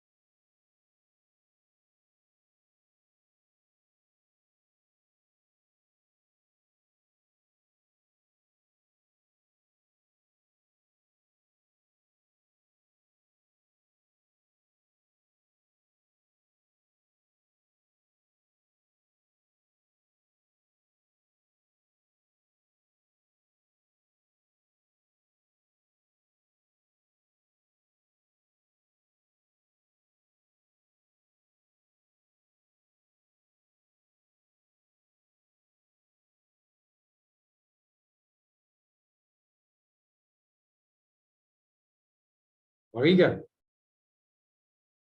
Yes sir. हाँ सर आ गई। अच्छा, न्यूट्रल अबाउट अल्टीमेट एंड्स, ठीक है। तो ये यहाँ पे लिखा हुआ है कि न्यूट्रल अबाउट अल्टीमेट एंड्स मतलब it does not pre suppose any basic value और कंसेप्शंस ऑफ गुड। तो आप मुझे बता दो यहाँ पे कहाँ लिखा हुआ है, कौन सा है? बेटा सी सर। सी, खत्म हुआ। The absence of preconceived idea about what constitutes the public. That's it, straightforward, isn't it? तो अब आप यस इसको सर। कहीं और ढूंढने जाओगे कि ये इसका आंसर मेरे को यहाँ मिल जाए, यहाँ मिल जाए, तो नहीं मिलेगा, ठीक है। अच्छा, which of the following can be inferred from the passage? Rawls believed that a wheel of ignorance prevented individuals from acting selfishly. तो ये देखिए राउल्स, अब राउल्स इसमें इंट्रोड्यूस ही लास्ट पैराग्राफ में हुआ है, तो आपको कहीं और जाने की जरूरत ही नहीं। तो राहुल क्या कह रहा है देखते हैं। Principles of justice necessary to guarantee a fair basic structure, not privilege any group. However, if people are allowed to enter the agreement with full knowledge of their position, they will have a tendency to bargain to maximize their own advantage. तो अगर किसी भी agreement में लोगों को अपनी position के बारे में पूरी जानकारी हो, तो वो अपना खुद का एडवांटेज उसमें देखेंगे। The initial agreement takes place behind the veil of ignorance, which filters out the individual decision making, the biases of self preference and partiality. तो इसलिए क्या करना चाहिए कि हमें इग्नोरेंस की एक लेयर के पीछे करना चाहिए। Rawls' basic intuition is that fairness or impartiality can be achieved by combining ignorance with self-interest. साफ लिख दिया इसमें, ignorance with self-interest. तो यहाँ पे देखते हैं कि which of the following. तो Rawls believed that a veil of ignorance prevented individuals from acting selfishly. बिल्कुल सही है ये लिखा है, combining ignorance with self-interest. इससे पार्शियलिटी हो जाएगी। व्हील ऑफ इग्नोरेंस से आप जो है वो पार्शियलिटी हटा देते हो, तो ये तो इन्फर कर सकते हैं इसमें, ठीक है। तो this is correct. The idea fundamental to views of impartiality theories is the recognition of individuals ethical significance. Impartiality theorist कहाँ पे दिए हुए, ये यहाँ पे दिए हुए, राइट। सो इम्पार्शियलिटी थ्योरिस्ट क्या कहते हैं कि recognition of individuals ethical significance. So do not claim that liberalism is free of fundamental. Liberalism is parity to equality, an idea individuals have moral, ultimate moral significance. ये देखिए, ये यहाँ पे साफ साफ लिखा हुआ है, right? कि idea fundamental is the recognition of individuals ethical significance. तो ये भी सही है। Self interest should be a principle needed to achieve impartiality as it provides the stimulus for bettering one's condition. So self interest should be the principle. ये यहाँ पे लिखा हुआ है इसमें, self interest should be the principle, ये लिखा हुआ है। Fairness, basic intuition is that fairness or impartiality can be achieved by combining ignorance and self interest. तो self interest अगर आप चूज करते हो, ठीक है, तो self interest should be a principle needed to achieve impartiality and provide the stimulus for bettering one's condition. तो ये भी दिया, तो तीनों दिए हुए हैं। Provides the stimulus for bettering में कोई इन्फर नहीं हो रहा था। हाँ सर इसमें यहाँ तक तो मेरे को समझ आ गया, थर्ड में पार्शियलिटी इम्पार्शियलिटी तक तो समझ आ गया, मेरे को ये समझ नहीं आया था कि it provides a stimulus for bettering one condition कहाँ से आ रहा है। अभी बताया था। If we do not know who we are, but we are motivated to improve our condition in life, we will choose Raoul's principle of justice. That means ignorance. So if we do not know who we are, but we are motivated to improve our condition, that means self-interest. So we are stimulated to improve our condition. जो भी लिखा है इसने यहाँ पे, it provides a stimulus for bettering one's condition. तो Got it, sir. यहाँ पे दिया हुआ है, ठीक है? हाँ जी सर, आ गया। Which of the following statement is Raoul's least likely to agree? देखो राहुल क्या कहता है कि आपको इग्नोरेंस चाहिए, आपको अपना सेल्फ अवेयरनेस छोड़नी पड़ेगी अगर फेयर एग्रीमेंट करना है। तो बस आप देख लो, self aware people when entering tend to bargain away so as to attain maximum profit. तो ये तो एग्री करेगा वो। Partiality and self preference can be avoided while making fair agreements only if the individuals are self aware. ये उल्टा बोलो कि partiality can be avoided if individuals are ignorant. तो ये उल्टा बोल रहे हैं, तो इसलिए यही करेक्ट आंसर होगा। A fair basic structure can be achieved when people who are not self-aware. बिल्कुल सही, मतलब आंसर नहीं है। Individual decision making when not colored by self-preference can lead to fair agreement. Same.